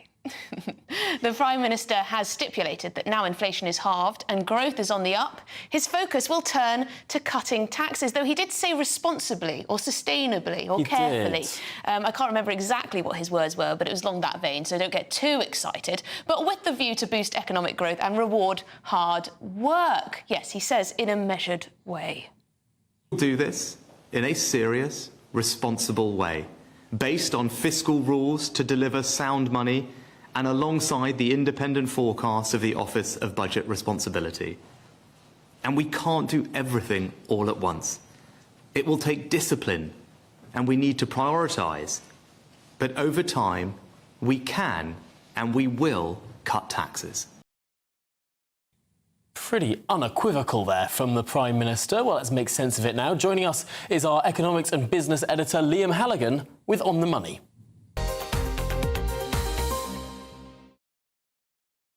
Now, Liam, it's only a day until we hear this statement, but I can't remember an autumn statement that has had perhaps this much anticipation before it. Could it really represent a turning point for this government? Well, number 10 and number 11 will be hoping so, and crikey, they need some kind of turning point, don't they? When you're 20 points behind in the opinion polls, when you've sacked your Home Secretary and a lot of your own backbenchers are talking about putting in unbelievably more letters of no confidence in the leader, possibility of yet another prime ministerial change, I kid you not. So Downing Street will be hoping it's a turning point, and it's a turning point also in the sense that they've done what we call in journalism a reverse ferret. It was only a week ago that the Prime Minister and the Chancellor were saying, oh, there's no way we could possibly responsibly do tax cuts. That would be irresponsible. That would provoke inflation. The public finances can't take it. Now it seems that the only responsible way forward is to do tax cuts. And I do think there'll be tax cuts tomorrow. I think there'll be tax cuts not just on business. I think there'll be the extension of what we call full expensing, when businesses can offset their investments against their corporation tax bill, investments in new factory equipment, new technology and so on. That's good for big business. It's not so good for small business because you've got to fund those investments up front. And a lot of small businesses, their balance sheets are still pretty hammered post-lockdown and given the cost of living crisis. So I think there'll be some kind of reform on business rates as well. That they are the payments that businesses make on the values of their premises. A lot of in-person retailers, if you like, high street retailers, suffer from business rates because the tech giants, the online retailers don't pay those business rates, obviously, because they exist virtually. And so I think there'll be something there for the high street. I was recently in Chelmsford. We've been running my film today.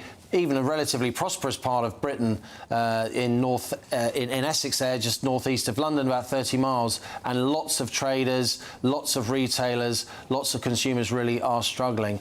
And I think because consumers are still struggling, because there is still a sense that this cost of living crisis is with us, because there's no feel-good factor, I do think there'll be personal tax cuts too. Whether they'll be announced now to be introduced in April, the new fiscal year, or whether they'll be immediate or relatively immediate, I don't know. Maybe the Chancellor may unfreeze some of those tax thresholds that have been dragging more and more people into higher rates of tax. Maybe he'll even have read my newspaper column on Sunday and raise the starting rate of tax from about £12,500 to £20,000 in order to try and get the really hundreds of thousands of economically inactive people we have, people who haven't gone back to work since COVID, making work pay so you don't start paying tax until you earn about £20,000 a year. So massive amounts of anticipation, Tom. I completely agree with you, not only because there's so many possible proposals up in the air, but also because this is politically so important for the Tories. If they're going to have any hope of even making a fist of the next general election, of having any kind of fair contest, they are running out of time to close that opinion poll lead that Labour has, that commanding 20-point lead. So all eyes politically and economically on the ultimate statement tomorrow. It'll be sometime in the middle of the day. Lunchtime is what the Treasury is telling us, probably after Prime Minister's questions, and of course we'll be covering it belt and braces right here on GB News.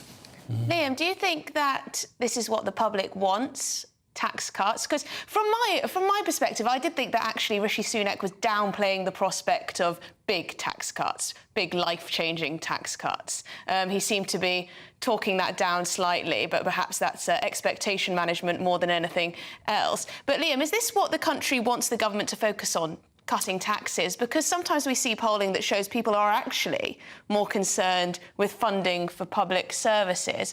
What do you know about that?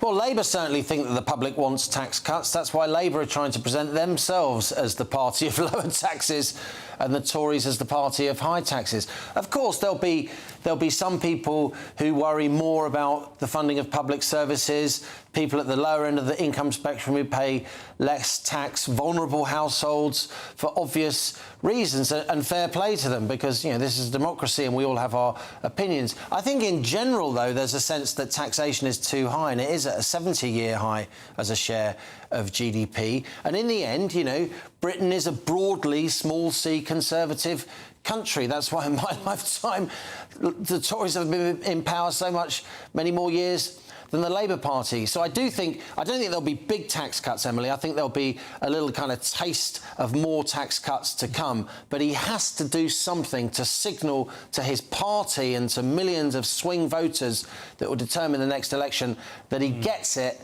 and he thinks taxes are too high, and he thinks ordinary people should be able to keep more of their own money. No, Liam, you're right about how the country thinks. There's the old adage of the last 11 elections. If you're the Labour Party, it's gone lose, lose, lose, lose, Blair, Blair, Blair, lose, lose, lose, lose. So well, there's something about whatever happens, whatever happens, they'll try and package it up as if it's a big win for everyone, a big fat giveaway. But we'll come back to that after the headlines with Sophia.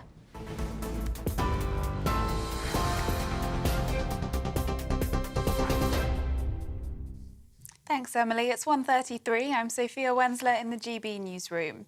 Officers searching for 4 young teenagers who have been missing in the north of Wales since Sunday morning have found the car they were travelling in. Jevon Hurst, Harvey Owen, Wilf Henderson and Hugo Morris are thought to have been in the Harlech and Porthmadog area of Gwynedd for a camping trip. North Wales Police says its officers are currently at the location and the families of those involved have been informed. Israel's Prime Minister Benjamin Netanyahu says progress is being made on a deal that could see 50 Israeli hostages released and fighting paused for days. The leader of the Hamas terror group, who is based in Qatar, released a statement this morning raising hopes of a pause in the fighting. Negotiations are said to be centring on how long the truce may last and details of a prisoner exchange that could see the release of Israeli hostages. The government's most senior medical advisor during the pandemic is giving evidence at the COVID inquiry. Sir Chris Whitty described the mantra of following the science as being a millstone around his neck that blurred the lines between science and politics. He also told the inquiry that the benefit of hindsight, the first lockdown in March 2020 was a bit too late. He was cautious about locking down the country in the early days of the pandemic, he said, due to its potential impact on disadvantaged people and those living alone. The King and Queen have welcomed the South Korean president at Horse Guards Parade. These pictures came to us a short time ago from Buckingham Palace, where the royal couple are hosting Yoon Suk-yeol and his wife. It's the first incoming state visit since the King's coronation and the second of his reign. A state banquet will take place this evening, which is set to host 170 guests. And you can get more on all those stories by visiting our website at gbnews.com.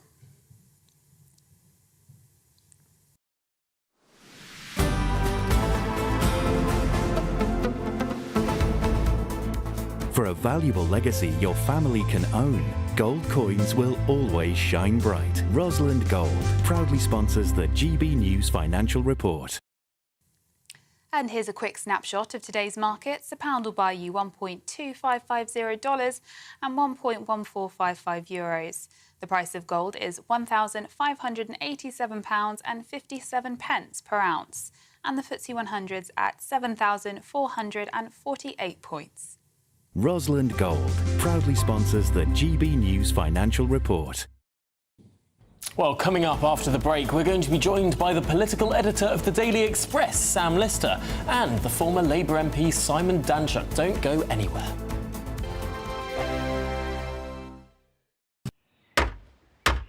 Who is it? We're here for the show. Welcome to the Dinosaur Hour with me, John Cleese. I was married to a therapist. And you survived? I thought we were getting Hugh Laurie. Second best. You interviewed Saddam Hussein. What's that like? I was terrified. I'm playing strip poker with you three. Ah! No, thank you. My CDs need to be put in alphabetical order. Are you going to be problematic again? The Dinosaur Hour. Sundays at 9 on GB News. Good afternoon, Britain. Good afternoon, Britain. Join us, Tom and Emily, To find out what's happening in the heart of Westminster. and why it matters to you. Weekdays from midday, we bring you the most compelling stories from across the United Kingdom. And from your doorstep to our inbox, That's right, we want to hear from you, GB News. Britain's news channel. I think the most exciting bit for me is talking to people. People who I think are ignored often by the major news channels. We're going to give news they want to hear. There's a voice there that needs to be heard. I think there's a chance here for a diversity of opinion to be expressed, which you don't find elsewhere. It's really exciting. We don't hold back. We're free to say how decisions that are taken here affect us all around the country. Only on GB News, the People's Channel, Britain's news channel. I'm Michelle Dewberry, and I'm not here to tell you what to think. I'd much rather hear what you have to say. So, send in your opinions to gbviews@gbnews.com. Keep them clean, and you never know, I might read them out. With my panel here on Jubes & Co, we debate, we get stuck into the issues of the day on a show where all views are welcome, especially yours. GB News, the People's Channel, Britain's news channel. In the GB Newsroom, we bring you the news as it happens. With our team of dedicated journalists across the UK, we're ready to give you accurate reporting every day. When the news breaks, we'll be there with bulletins on GB News, the People's Channel, Britain's news channel. Your weekend starts here with Friday Night Live with me, Mark Dolan, 8 till 9 on GB News. Big stories, big guests and big laughs as we get you ready for a cracking weekend. That's Friday Night Live with Mark Dolan. Fridays 8 till 9 on GB News. Bring your own drinks. The admission's free. GB News, unlike other broadcasters, isn't obsessed with the London-Westminster bubble. We think there's a nation beyond the M25, and that's why we talk about the issues that matter across the land. Join me on State of the Nation, 8 to 9 o'clock, Monday to Thursday, on GB News. Daisy's listening, and you should too. Tired of the usual focus-tested, pre-prepared Westminster runaround? Well, so am I. So you want higher taxes? Is your department to blame for this? Are you rethinking this policy? Every Sunday at 9:30, I'll be sitting down with those in power to get the truth about the issues affecting you. Let's be honest, we've known about the cost pressures of this project for years, not months. That's the Camilla Tominey Show, a politics show with personality. On GB News, the People's Channel, Britain's news channel.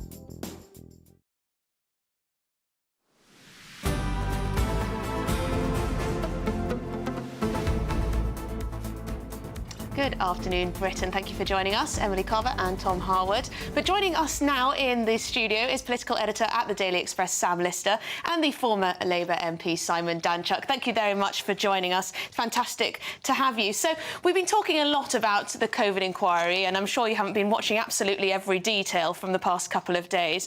But a few things have come to light here. What do you think about the whole inquiry itself? Do you believe it's helping us find the answers to the questions we want to know? No, I think it's totally unnecessary. I think it's far too long, far too detailed. It should be much quicker, much shorter exercise than what it is. And who said what when during the pandemic? I think we're just giving it far too much attention and far too much detail. That's my reaction to it, to be honest. It's interesting because it seems that there are very odd parts of it being focused on. I mean, yesterday with Patrick Vallance, they only got about halfway through the pandemic and then they closed up and it all went away. I wonder, it seems on some things they're really dwelling, potentially on Dominic Cummings swearing, and then perhaps on the substantive issues, we're not getting that much detail. No, I feel a bit like this. There's an awful lot of posh lawyers getting a cheap thrill out of saying very rude words on TV, and actually not an awful lot is being learned. I mean, most of the stuff that's come out of this inquiry so far are things that you could have read a year ago in the national newspapers.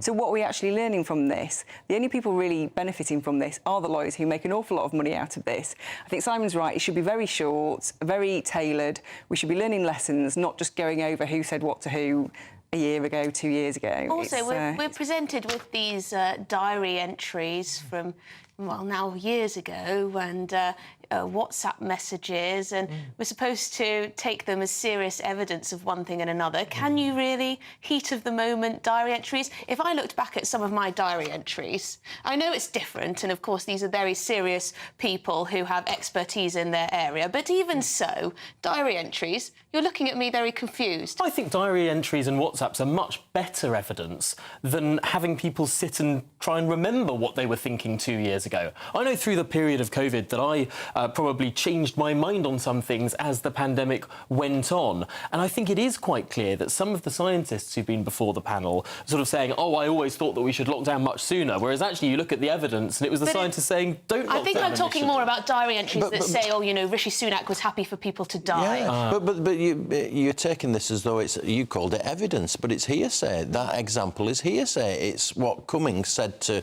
one of the medical experts about somebody else. So it's not even, we don't know if it's fact or not, do we?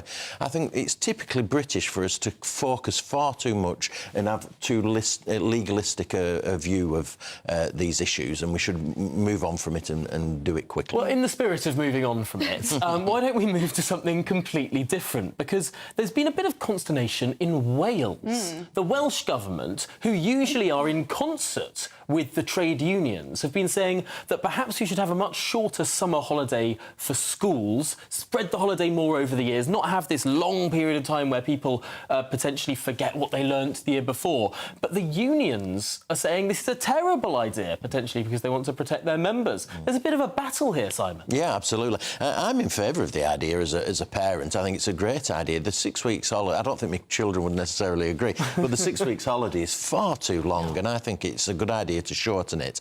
And that is quite a stretch. What they're proposing to do is put 1 week into the October term, so they make that a 2 week holiday. So they're not getting kids to be at school more. They're just spreading it out a little bit, and I think that should be welcomed. I think we should do it across the UK. I mean, a lot of teachers say, don't they, that they need that long extended break, not only to relax and recuperate, but also to go through all their lesson planning for the next year and to, you know, get their ducks in a row. And it's an extremely stressful job. They always remind us that it is not just the hours that they're paid for that they work. Of course, this depends on the teacher. Some will be more hardworking than others. But where do you stand on this debate? Well, I actually think it's probably not a bad idea. And actually, I think for people who want to go on a holiday with young children during the summer, it's, you know, it is beneficial. But also for other people, you're not clogging up 6 weeks of summer with family holidays and family prices. So I think there are benefits for lots of people there. But I think this is a symbol of what's to come if you have a Keir Starmer government. Obviously, what happens in Wales at the moment is seen as a forerunner for what will happen in Westminster if Labour take power. So this could be... In what way? Well, because you have Mark Drakeford's leadership in Wales, so the Conservatives often point to what Mark Drakeford's doing as an example of what Keir Starmer will do when, you know, when and if he takes power. It's a mixed bag, isn't it? Because he's been very controversial on, for example, very slow speed limits in just about every single urban area in Wales. But on this idea, I can see it being pretty popular, particularly from an inequality point of view. You get... perhaps people of wealth and means being sent off to nice summer camps over that long summer, getting the sort of stimulation, the education through other means, whereas there are real safeguarding concerns for some families over that long period away from having regular contact with educational staff. Yeah, I think children benefit from being in school. I think that's the reality of it, and the more they're there, the better for them. I think it's healthy, and so it should be welcomed. I think it's a good move, actually. It'd be interesting. I think it's come about because they were in coalition with the Welsh nationalists, and so it's part of that deal that this has been come to the fore. I remember as a child, I was desperate to go back to school by the, you know, the 5th week, the 4th week. Yeah, no, I remember one particular summer holiday where I was just deathly bored. Yeah. But I think every year I generally had enough activities. But you get to that certain age where you just get a bit too old for doing activities, and then you just sort of sat there twiddling your thumbs unless you can kick a ball about. But also training lessons.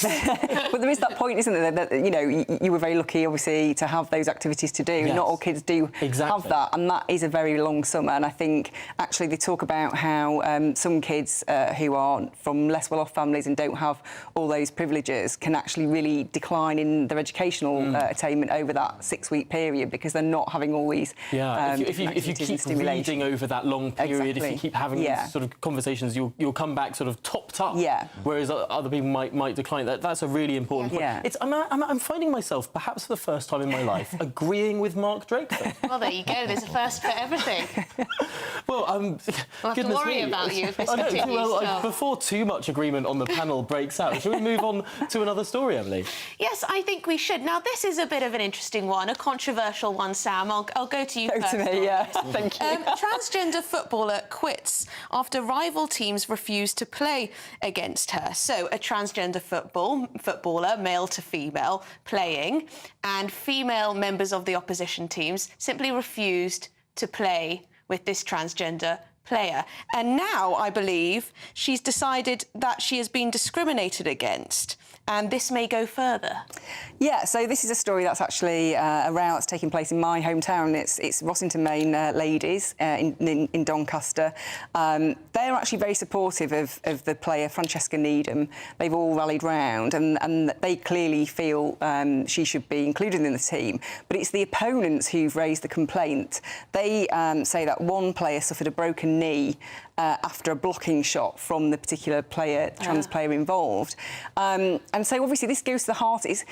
Clearly there are sensitive issues around individual players in these kind of situations, but it is a wider issue, isn't it? This is about what the sporting bodies do, how do they set the rules, what's fair to who, and so on. And so women's groups are saying, actually, women have the right to choose to play against other women, and that is fundamental. And And I think that's very sensible. But it is very difficult in these situations. Of course, the current policy isn't a blanket sort of, if you say you're a woman, you can compete. There are rules about levels of testosterone in the system and an individual case-by-case assessment. No, Tom.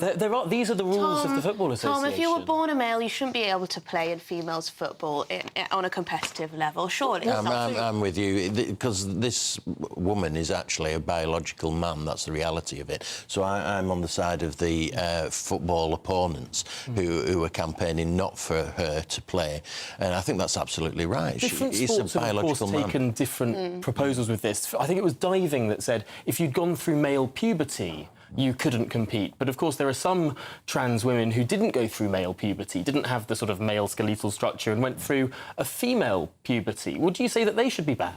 I think so.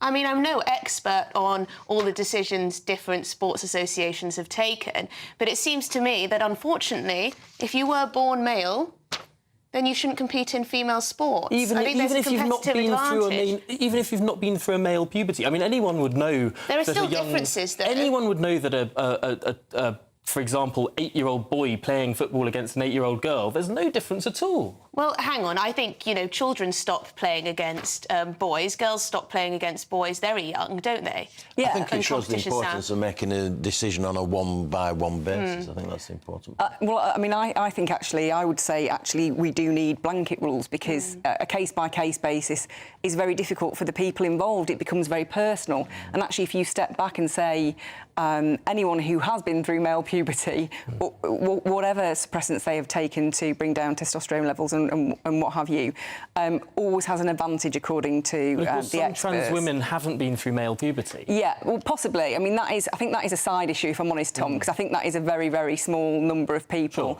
And I don't think that is the case, because this is somebody who is 30, and I don't think that was really available back in that person's childhood. So I think it is a very, very small side issue.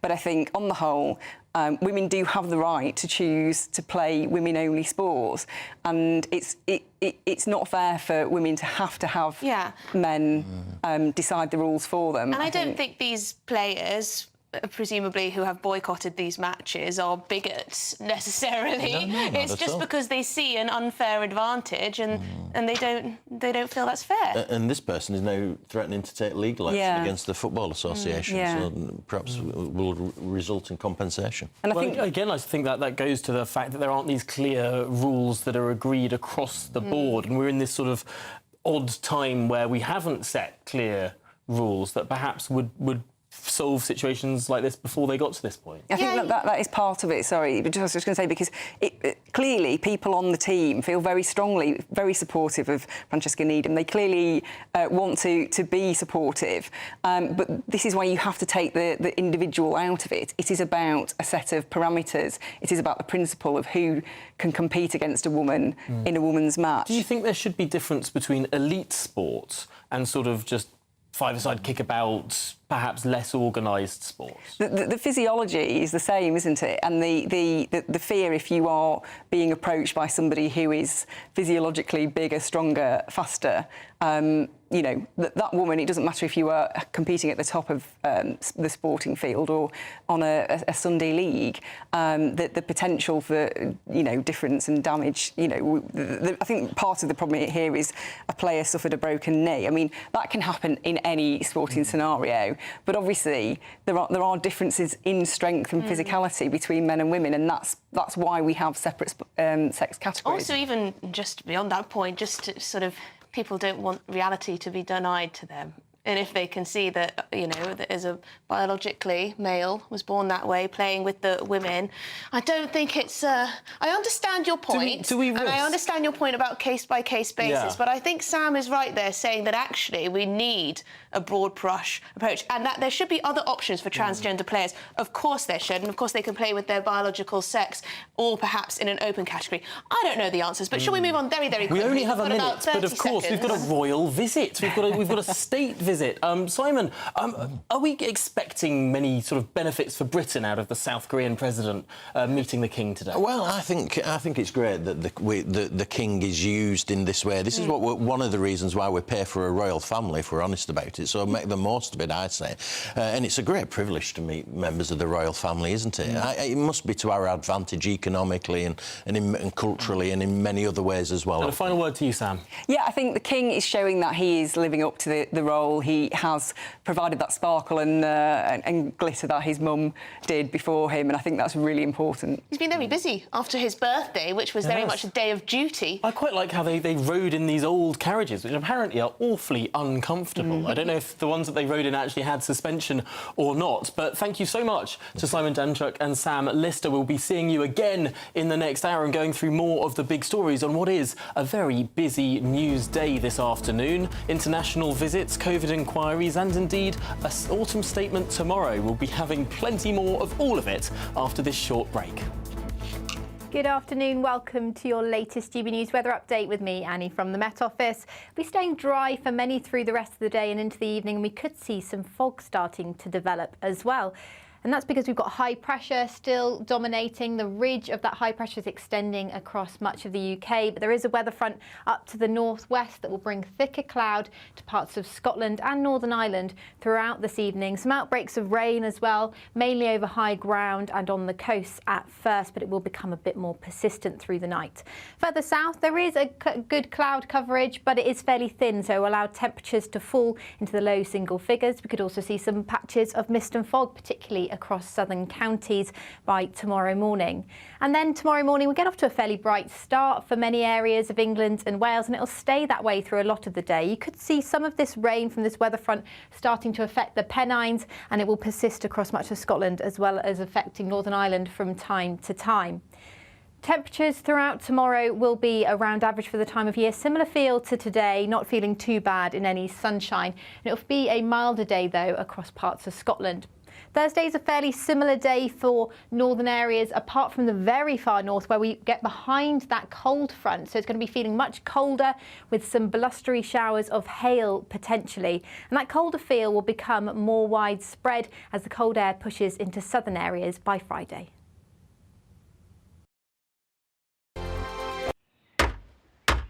Who is it? We're here for the show. Welcome to the Dinosaur Hour with me, John Cleese.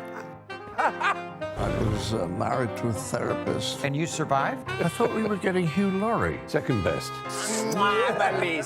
You interviewed Saddam Hussein. What's that like? I was terrified. I'm playing strip poker with these three. Ah! No, thank you. My CDs need to be put in alphabetical order. Are you going to be problematic again? The Dinosaur Hour. Sundays at 9 on GB News.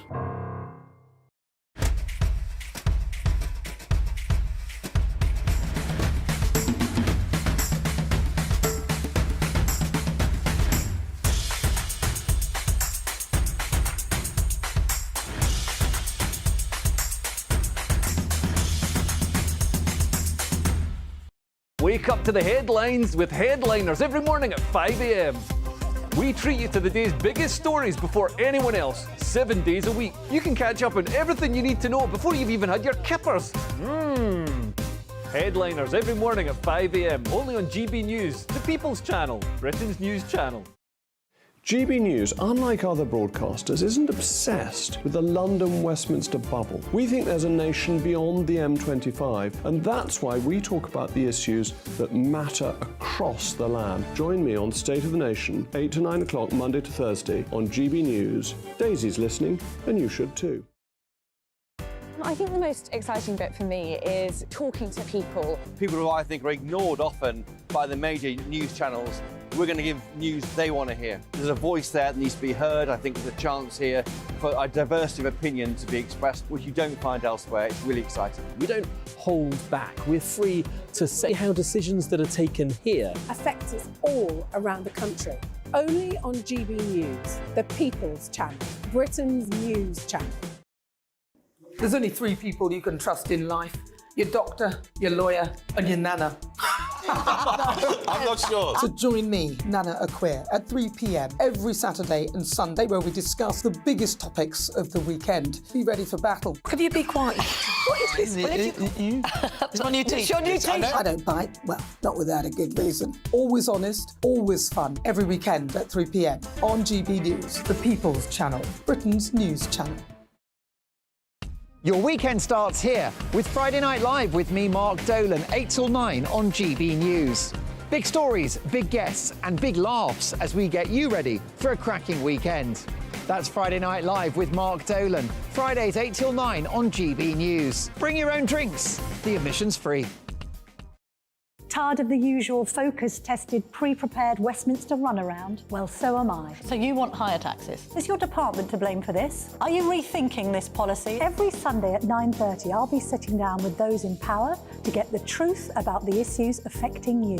Let's be honest, we've known about the cost pressures of this project for years, not months. That's the Camilla Tominey Show, a politics show with personality. On GB News, the People's Channel, Britain's news channel.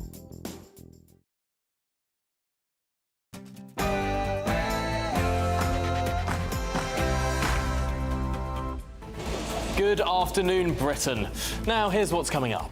Get back to work. Prime Minister Rishi Sunak will reportedly end the national scandal of 2 million people languishing on out-of-work benefits.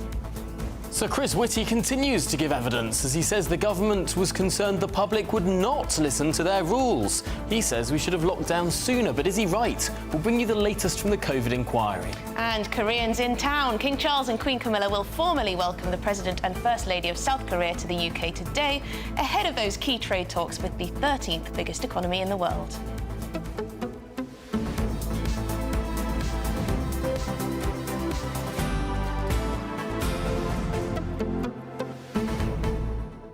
Now, we've spoken about international trade with South Korea, we've spoken about the COVID inquiry, we've spoken about the enormous fiscal event due to take place in around 23 hours' time in Westminster. Something we haven't touched on yet in the programme is an enormous vote in the Scottish Parliament. Yes, and this relates to the Israel-Gaza conflict, a ceasefire vote. And it's interesting because Labour, Scottish Labour, may make rather a different decision to Keir Starmer's Labour Party. More splits in the Labour Party. Keir Starmer, of course, opposed a ceasefire, even though a third of his own MPs rebelled against him. 10 front bench members of his party had to resign or were forced to resign to vote against him there. That was a huge moment of splits in the Labour Party.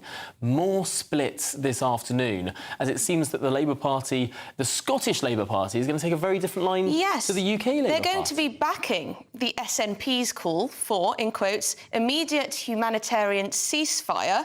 But Labour will, the Labour amendment that they're proposing, will note it requires all sides to comply for it to work, i.e. that both Israel and Hamas have to stop the fire. So there you go. Stop the fire, stop the firing. Stop the firing. Well, we'll get to that and much, much more after your headlines with Sophia.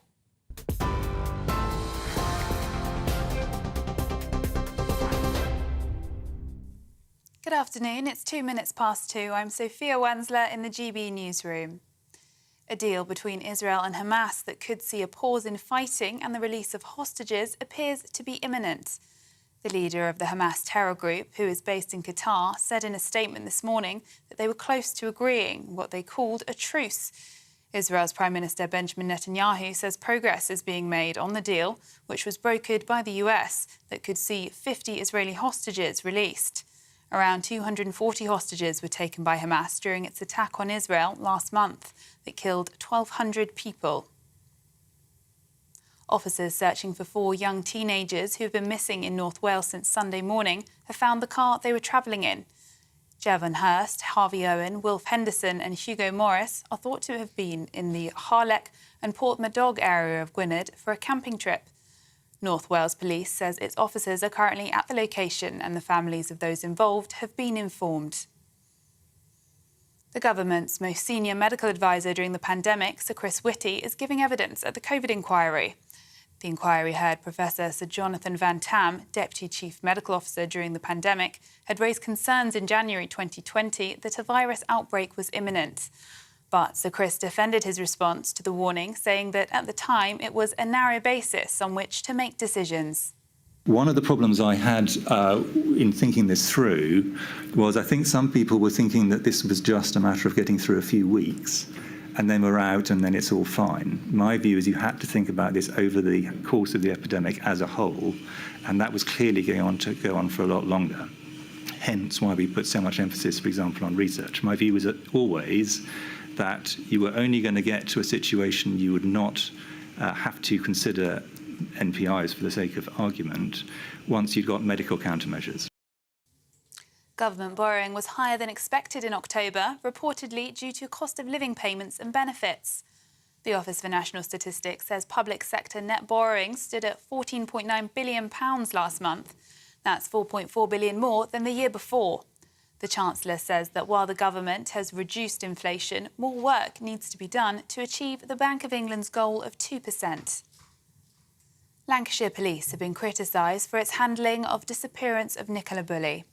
A review found failings in the way personal information about Miss Bulley's health struggles was disclosed to the press, which contributed to wild speculation. It said that non-reportable background information should have been provided to the media to help shape responsible reporting without disclosing sensitive information. Speaking at a press conference to discuss the report, Chief Constable Andy Marsh admitted that the way the police released the information was needless. One of the decisions which has arguably the most significant impact on public confidence was the release of personal information about Nicola's health. We found that due process was followed in this decision and that it was lawful, but we are in no doubt that releasing this information in the manner the constabulary did was both avoidable and unnecessary. Russia says it cannot coexist with Ukraine and it will push back against NATO for as long as it needs to. It comes as Ukrainian counter-offensive failed to make significant gains this year against Russian forces, with troops currently trying to gain a foothold on the eastern bank of the Dnipro River.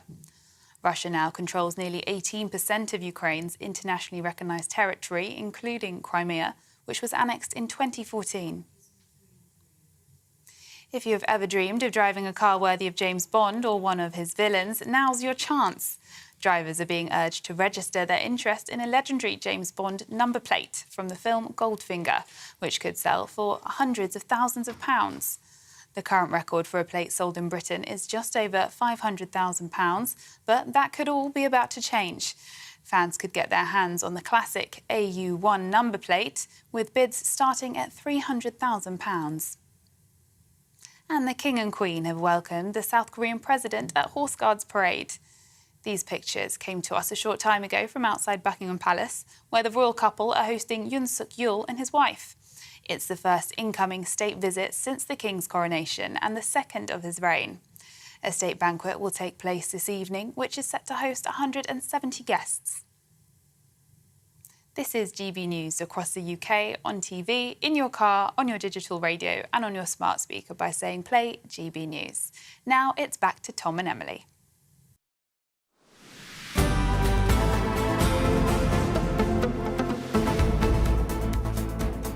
Good afternoon, Britain. Now Chancellor Jeremy Hunt is set to unveil, wait for it, tax cuts, measures to boost growth and a tougher approach to benefits in tomorrow's autumn statement. Yes, but Prime Minister Rishi Sunak has continued to stress that any tax cuts will be done in a responsible manner.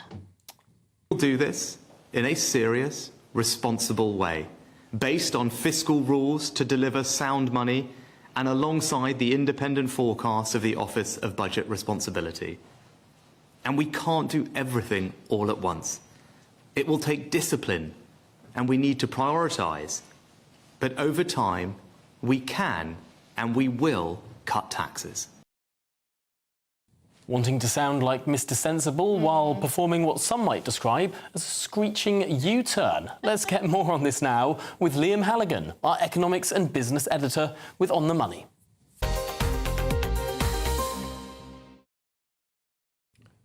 Now, Liam, is this a screeching U-turn, or was this the plan all along, that once inflation was halved, then we can let loose and ring the bells of tax cuts?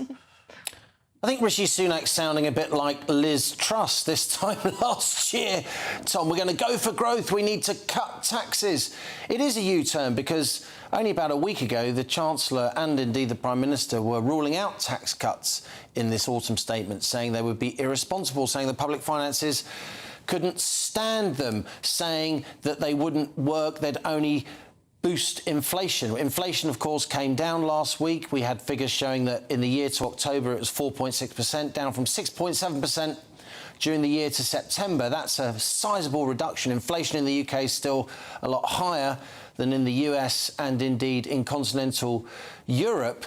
But I think the Chancellor and the Prime Minister, because inflation's come down, but also because they're politically under enormous pressure, with Labour 20 points ahead in the opinion polls, with their own backbenchers, many of them angry that Suella Braverman was ousted as Home Secretary for all those reasons, lower inflation plus political panic, the Chancellor and the Prime Minister are now saying that tomorrow, in the autumn statement, we're expecting it. There will be tax cuts, probably both for business and indeed personal tax cuts too. It's interesting, Liam, because I was reading the report of Liz Truss's Growth Commission not so long ago. Did you read a bit about me? I'm in there. I did, and I saw most interestingly, perhaps, and sorry to swerve the conversation to someone else, but Shankar Singham, who is one of the advisors to that board, was saying that actually the biggest pro-growth measures didn't come through tax measures, they came through regulatory measures. For example, planning liberalisation and other changes we can do to our regulatory structure. Are we perhaps talking too much about tax and not enough about what sort of regulations might be changed in and around this autumn statement?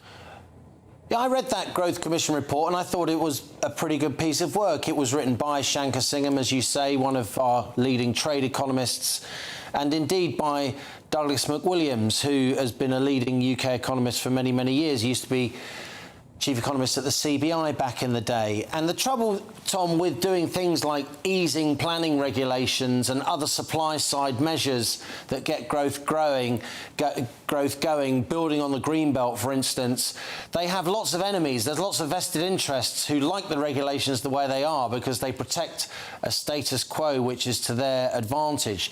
It's easier to do tax cuts. It's a big headline-driving move.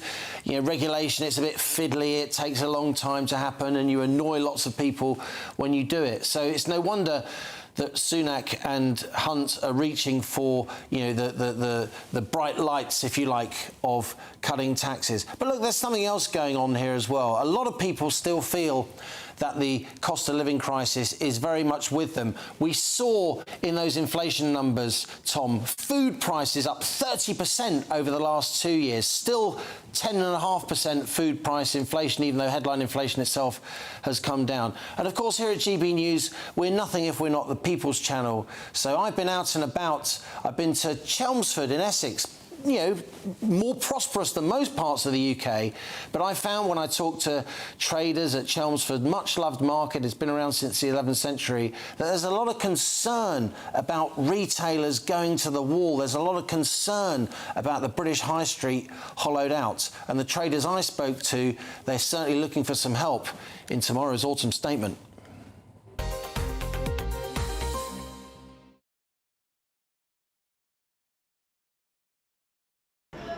Chelmsford in Essex, proud Middle England, a good spot to assess the state of the British economy. Just 30 miles from London, though, Chelmsford is perhaps more prosperous than much of the UK. But that doesn't mean consumers and businesses here aren't struggling. A market town since the 11th century, the city of Chelmsford still has a much-loved daily market. But even here, where local families often hold stalls for generations, struggling shoppers are using the high street less. Handley's has been in this market nearly 60 years, selling fabric, sewing accessories and other haberdashery. Christopher Handley, son of the founders, says this cost of living crisis has hit sales. I think the average person, certainly people that are working class and lower middle class that do a lot of shopping in the town, but not only the market, are finding it very difficult. You know, they're finding it difficult to heat their homes and buy the food that they need, and you know the interest rates are crazy, so mortgage repayments are extremely high. So people have got less money to spend on the high street and in markets themselves. Handley's has lost trade to online suppliers for years. And since lockdown, there are fewer workers in local offices, which means fewer shoppers. Christopher says retailers need help in tomorrow's autumn statement. Unless they want to lose the high streets completely and whether they want to lose markets like this, which have been here for hundreds of years, unless they do something to reduce the rents for the shops, reduce the rents and the business rates, then unfortunately it's going to go because there are less people shopping in the high streets. And I think the rents and rates need to reflect realistically what people can afford to pay. On the other side of Chelmsford Market, Jeannie Cole runs Previously Enjoyed, her vintage gift stall. Having served Chelmsford's finest for almost 30 years, Jeannie highlights the human value of in-person retailing. They come back time and time again, you know, to sort of, they want a piece of glass or some jewellery, and they know where to come. And you end up getting to know them really well, and that's what's lost, really. They go into some of the big shops and they don't know what they're buying, they need directing. Calling for tomorrow's autumn statement to ease the pressure on retailers, Jeannie speaks for many in Chelmsford Market. Everywhere you go, there's so many empty shops, and it's all become too expensive for a lot of the retailers. If you get retailers in the town, then we get them into here. We get the bounce off from the customers. So they ought to do more for the shops in the towns. But despite the threat of online and economic downturn, this stallholder says the magic of in-person shopping will somehow survive. Is the Great British High Street under threat, Jeannie? Are we at danger of losing something special here? It could, but I don't think it will, because I don't think the British people let it happen. You like that? Liam Halligan, GB News, Chelmsford.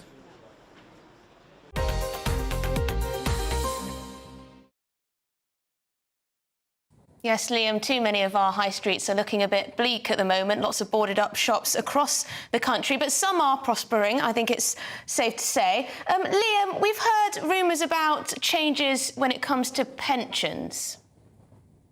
Indeed, just to say, I'll be going back to Chelmsford and reporting more from that Essex city and indeed from elsewhere across the country as we shine a spotlight on our high streets. Pensions, indeed. I think tomorrow there's going to be two aspects to pension reform. One is that the Chancellor is going to make it easier for workers who have company pension schemes to put them all together in one pot. I don't know about you, Emily. I'm a bit longer in the tooth than you, but I've got various little pensions knocking around from various places that I've worked. I don't even know where they are, and I'm a financial journalist. So I do think there'll be a kind of pot for life reform, making the regulations easier so people can amass their pensions in one place. The second thing, and this has been knocking around for a while, the Chancellor wants to make it easier for pension funds to invest in British industry, so-called venture capital.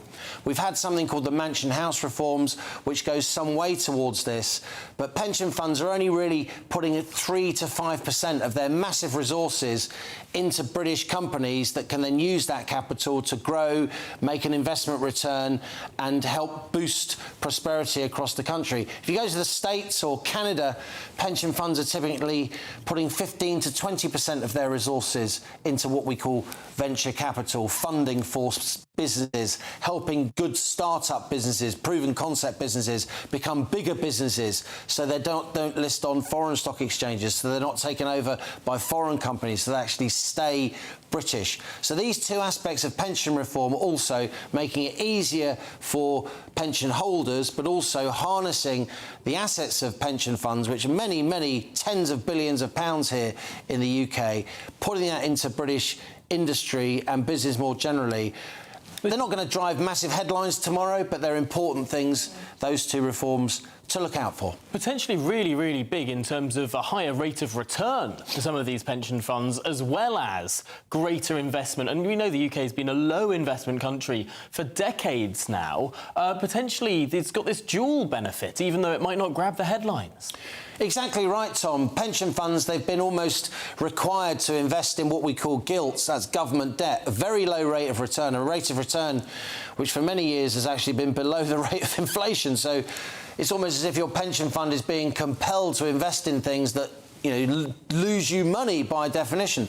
Of course, there's a bit more risk with venture capital than there is in buying government debt, but that's why we should have a relatively low percentage of pension fund assets in that venture capital. But 5%, which is the new level that's come out under those Mansion House reforms, is still pretty low, still pretty unambitious, when, as I say, you compare it to pension funds in Australia, particularly Canada and the US, where those assets, typically 15 to 20% of pension funds are in venture capital. So we'll see what the actual numbers are tomorrow. It's the kind of thing we probably won't get to talk about tomorrow, because we'll be talking about tax cuts and all the political theatre of it, won't we? And how opinion polls have reacted and so on. But it's the kind of thing that here on GB News we should be looking out for and talking about sort of day 2, day 3 after the autumn statement, I suspect. Well, Liam, this is why it's so important to have you here, and we know you'll be going through all of the detail, perhaps not just of the headline measures, but the small but important things too. We'll look forward to poring over that tomorrow afternoon. Well, they're often the most actually significant when it comes to changing people's lives, not to be over-dramatic, but it's true, isn't it? It's the things that are hidden away that don't grab the headlines, that actually affect people more than, you know, a 1p change in tax here or there. But thank you very much, Liam Halligan, our economics and business editor, bringing us the latest on the economy ahead of that autumn statement. Indeed. Well, coming up, yet another headache for the Labour leader, Sir Keir Starmer, as the Scottish Parliament starts a vote on whether to back an immediate ceasefire between Israel and Hamas. We're looking at live pictures now from Holyrood. We'll have more on this after the break.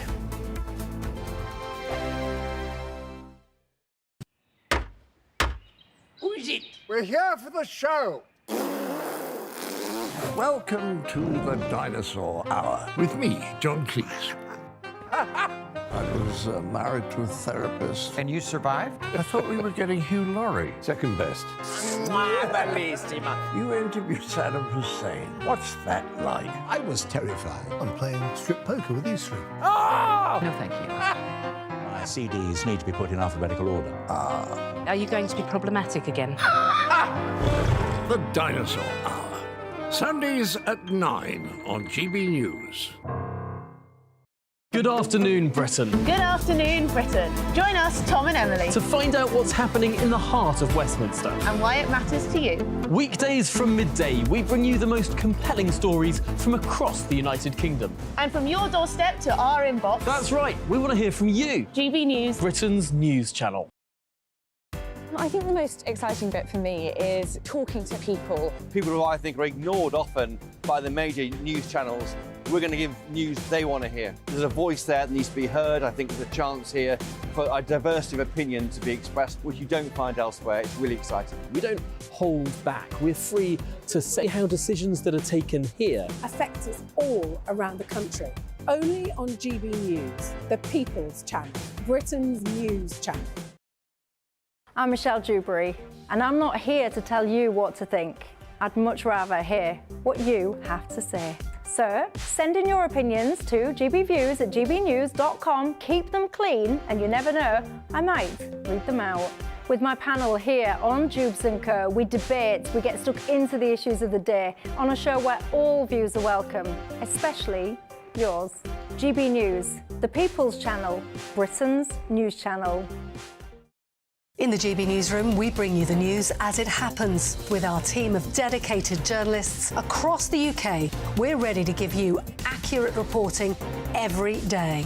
When the news breaks, we'll be there with bulletins on GB News, the People's Channel, Britain's news channel.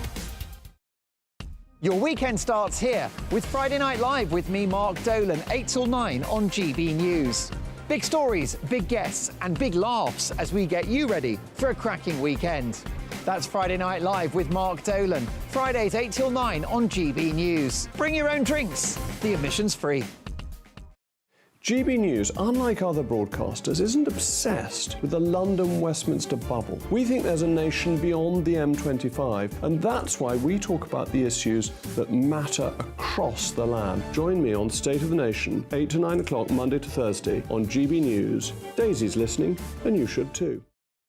Tired of the usual focus-tested, pre-prepared Westminster runaround? Well, so am I. So you want higher taxes? Is your department to blame for this? Are you rethinking this policy? Every Sunday at 9:30, I'll be sitting down with those in power to get the truth about the issues affecting you. Let's be honest, we've known about the cost pressures of this project for years, not months. That's the Camilla Tominey Show, a politics show with personality. On GB News, the People's Channel, Britain's news channel.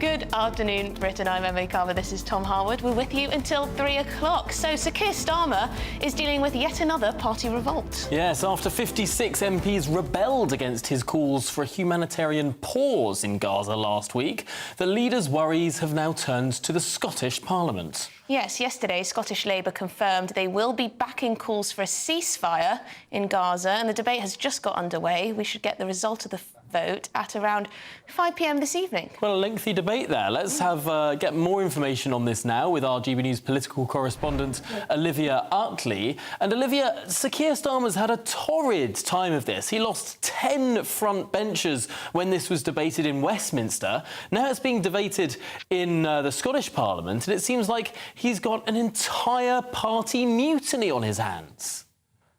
Well, absolutely. I mean, last week it felt as though the dust was finally beginning to settle on this Labour Party civil war. As you say, Keir Starmer lost 10 front benchers, 56 Labour MPs defied the whip. That's nearly a third of the party. But in the days since that catastrophic vote for Starmer, it felt everything was sort of stabilising. Jess Phillips, the most well-known of the front benchers who ended up resigning, said that she would be supporting Keir Starmer from the back benches. The others followed suit. And John Healey, a Starmer loyalist, Shadow Defence Secretary, even implied that those shadow ministers could end up finding themselves back on the front bench in the event of Labour victory. Keir Starmer didn't lose any more shadow ministers since that vote, and it felt like things were calming down. Well, that was until yesterday when the Scottish Labour leader, Anna Sawar, revealed that his party, the Labour Party in Scotland, would be voting in favour of a ceasefire in Israel and Gaza when the SNP tables the vote this afternoon. Now, Sawar and Starmer met last week, and I've heard that the meeting was a little bit tetchy, to put it mildly. Up until now, the two have enjoyed a very close relationship, but this has really put strain on it. You know, while Labour is in opposition, the fact that Labour in England and Labour in Scotland disagree over what happens in the Middle East is sort of neither here nor there. Labour MSPs and MPs can say what they like about a ceasefire in Gaza. It's not actually going to affect what happens on the ground there.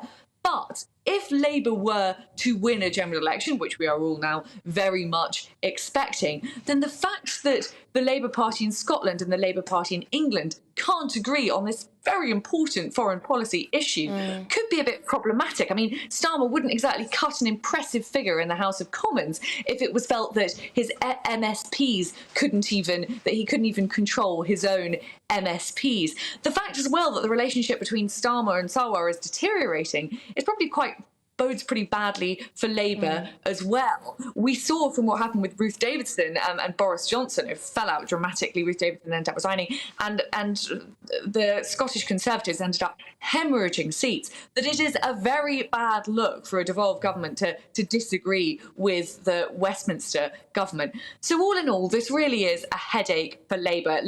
Keir Starmer knows that he must pick up a lot of seats in Scotland if he's to win the sort of majority that he is hoping to win. This is not what he wants this week.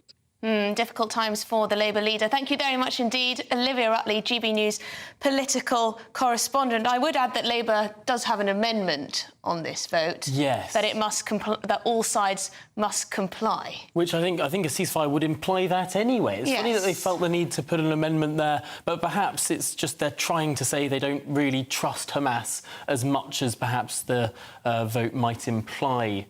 Or sometimes those who seek a ceasefire imply that perhaps Israel and Hamas are as bad as one another. Yes, it's a bit softer in a way. Not necessarily calling for it's all semantics, Israel isn't it, to put at the end down. of the day? Yes, it's just semantics, really. And of course, this vote is highly unlikely to actually affect what is happening in the region. But the King and Queen have officially welcomed the President of South Korea and his wife to Buckingham Palace. Yes, members of the royal family, including the Prince and Princess of Wales, will host a glamorous state banquet at the palace this evening in their honour. It is the first incoming state visit Charles and Camilla have held since the King's coronation. Well, let's get more now with our GB News royal correspondent Cameron Walker, who's at Buckingham Palace for us. And Cameron, it seems like it's a fairly busy schedule for the visiting dignitaries. It certainly is, Tom. It was pomp and pageantry this morning at Horse Guards Parade, where the King and Queen treated the President of South Korea, Yoon Suk-yeol, and the First Lady to a ceremonial welcome with the Scots Guards performing a royal salute. So the King and the President inspecting those troops. We had 41-gun salute in Green Park and at the Tower of London as well. The Princess of Wales has been making a bit of a storm online as well, with her red cape and coat by Catherine Walker and matching hat by Jane Taylor. But of course, it isn't the King that decides who comes for a state visit. It is very much the Prime Minister and the government of the day. And we've had two quite important announcements from the government this morning. The first of which is that South Korea and the United Kingdom will be taking part in trade talks during this three-day state visit. That will be headed up by Kemi Badenoch, the Business Secretary here in the United Kingdom. As well as that, there's also going to be further collaboration when it comes to sanctions against North Korea. Of course, a potential big threat to South Korea there. So they are the two big announcements.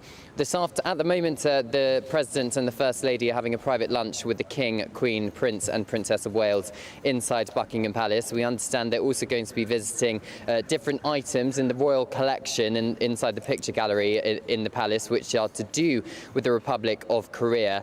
And then the King has tasked his cousin, the Duke of Gloucester, Prince Richard, to take the President of South Korea to lay a wreath at the Korean War Memorial. It's 70 years since that conflict. He will then be going to Westminster Abbey to lay a wreath at the tomb of the unknown soldier before he goes to the Palace of Westminster, where he'll be welcomed by speakers from both houses and will deliver an address inside the Palace of Westminster in the Royal Gallery to politicians from both the House of Commons and the House of Lords. And then, as you said, Tom and Emily, they'll be going inside the ballroom of Buckingham Palace for a magnificent state banquet this evening. White tie affair, all the tiaras on display as well. And if the state visit to the United States is anything to go by, in April, the South Korean president is known to be a bit of a fan of karaoke and serenaded the White House with a rendition of American Pie at the request of Joe Biden. So what has His Majesty the King requested the president to sing tonight? We'll have to wait and see. Of course, nothing's been confirmed, if at all, if he is going to sing. Oh, I look forward to finding the leaks of what happens after a royal banquet. I hope everyone sort of drinks and becomes merry, and then God knows what happens. Well, shall they just have a That's when they sign the trade deal. It's when they sign the trade deal, yeah.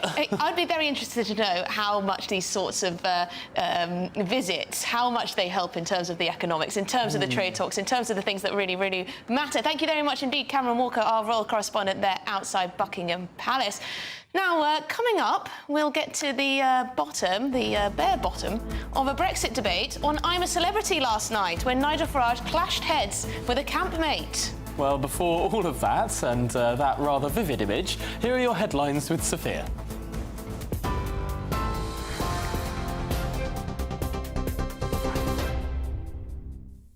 It's 2:32. I'm Sophia Wensler in the GB newsroom.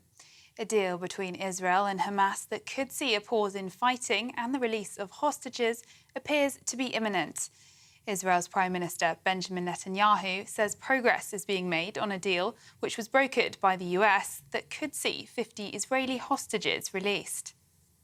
We are currently focusing on a very strong and proactive defence in the north in order to achieve a crushing victory in the south. The first goal is the elimination of Hamas. It doesn't stop until it's done. The second goal is the return of the hostages. We're making progress. I don't think it's worth saying too much, not even at this moment, but I hope there will be good news soon.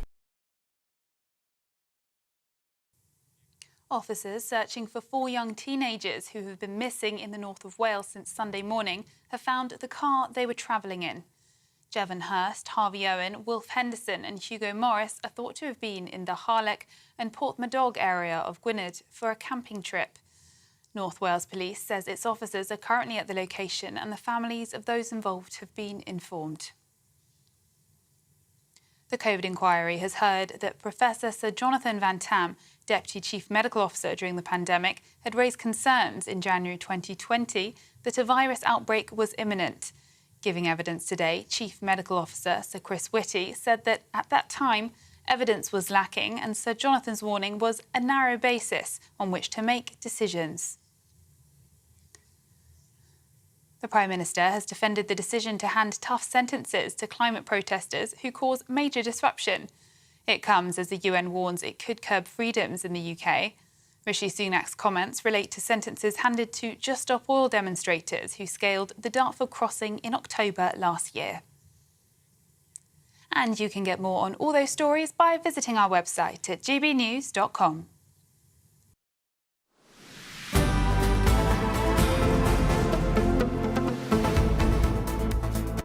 With a maverick politician elected president of Argentina, could the Falklands now be under greater threat than before? Well, we're going to find out. We'll talk to our the political editor at the Daily Express, Sam Lister, and former Labour MP Simon Tangent. I wonder what they have to make of it. After this.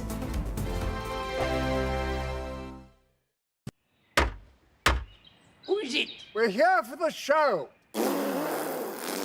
Welcome to the Dinosaur Hour with me, John Cleese. I was married to a therapist. And you survived? I thought we were getting Hugh Laurie. Second best. You interviewed Saddam Hussein. What's that like? I was terrified. I'm playing strip poker with these three. Ah! No, thank you. My CDs need to be put in alphabetical order. Are you going to be problematic again?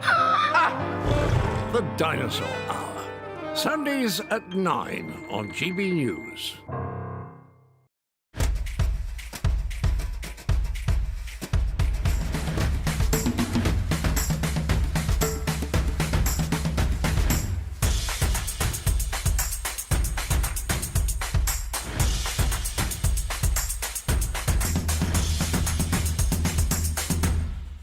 Wake up to the headlines with Headliners every morning at 5 a.m.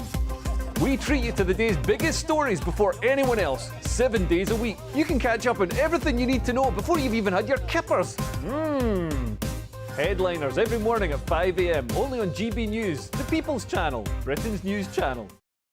GB News, unlike other broadcasters, isn't obsessed with the London-Westminster bubble. We think there's a nation beyond the M25, and that's why we talk about the issues that matter across the land. Join me on State of the Nation, 8 to 9 o'clock, Monday to Thursday, on GB News. Daisy's listening, and you should too.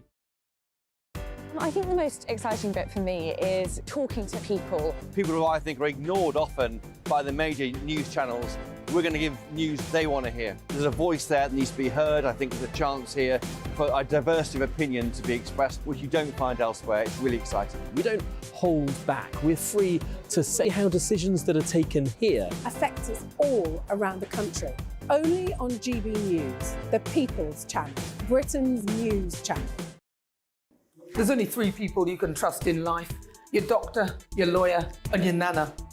I'm not sure. So join me, Nana Aquare, at 3 p.m. every Saturday and Sunday, where we discuss the biggest topics of the weekend. Be ready for battle. Could you be quiet? What is this? It's on your teeth. It's on your teeth. I don't bite. Well, not without a good reason. Always honest, always fun. Every weekend at 3 p.m. on GB News, the People's Channel, Britain's news channel. Your weekend starts here with Friday Night Live with me, Mark Dolan, 8 till 9 on GB News. Big stories, big guests and big laughs as we get you ready for a cracking weekend. That's Friday Night Live with Mark Dolan, Fridays 8 till 9 on GB News. Bring your own drinks. The admission's free.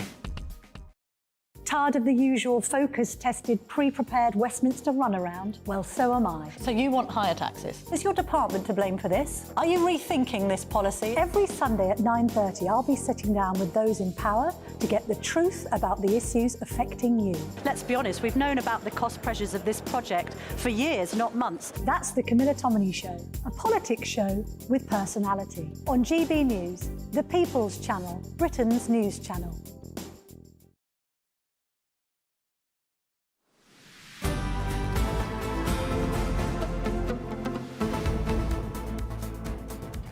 Good afternoon, Britain. Now joining us to discuss some big stories of the day is the political editor at the Daily Express, Sam Lister, and former Labour MP Simon Danczuk. Welcome to the sofas here, where we have a bit more of a relaxed chat at the end of the show.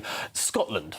We're seeing a vote, the debate's taking place now in Holyrood on a ceasefire in Gaza. But Simon, the really interesting thing here is the Scottish Labour Party has taken a very different position on this issue to the UK Labour Party. Yeah, and this is a taste of what Labour will be like in government, and it should worry us. That's the reality. There's a real split. Anna Sarwar, leader of the Scottish Labour Party, very smart guy. He was elected in 2010 when I was elected, so I know him quite well. I would say he's just on the right in Labour politics, so he's not soft left like I would describe Starmer, and you can see that there's a real split developing there. It should be cause for concern for Keir Starmer, no doubt about it. Especially if the Labour Party, Sam, is going to be winning perhaps 30 seats in Scotland. That's their sort of Jackie Bailey prediction. The deputy leader there has been quite ambitious about taking seats from the SNP. That's going to be a significant voting bloc that might be more independent-minded in Westminster. Yeah, and I might be being slightly cynical here, but I think the motion up in Holyrood and the one we saw in Westminster, these are SNP-led motions. I think this is an attempt by the SNP to pin Labour down on this issue and cause splits within the party. It's for the SNP's advantage. I mean, I suspect that is a secondary issue. I don't want to be too uncharitable to the SNP because I know, obviously, Humza Yousaf has a very personal interest in this, and I don't want to be too cynical about it. But I think that is certainly in Westminster, that was a big reason for doing that vote, was to force Labour to have these splits in public and have a big row.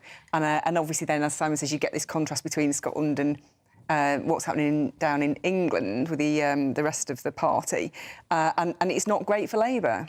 No, and Simon, of course, you don't know what's inside Keir Starmer's head, but he must be finding this extremely trying. Yeah. Seeing this happen in Scotland, of course, he's lost his shadow front benchers too, 10 of them. 10 of them. Yeah. Huge. There's the most resignations since the days of Boris Johnson leaving office. Yeah, it's quite extraordinary. And I think the media, the mainstream media, haven't really focused too much on it. I think he's had an easy ride on this issue to an extent. You know, they focused on many other issues. I wonder why that would be.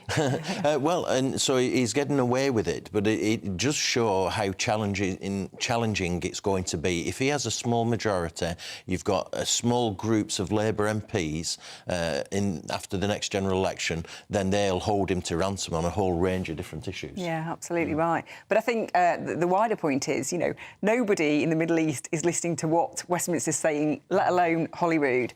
And I think, you know, these kind of motions, they are distracting from, you know, what ordinary people are bothered about in their day-to-day lives. It's a symbolic thing, isn't it? It achieves actually very little. If we look at opinion polls right now, people are really concerned about the cost of living and potentially very little else. The SNP is not doing well in the opinion polls.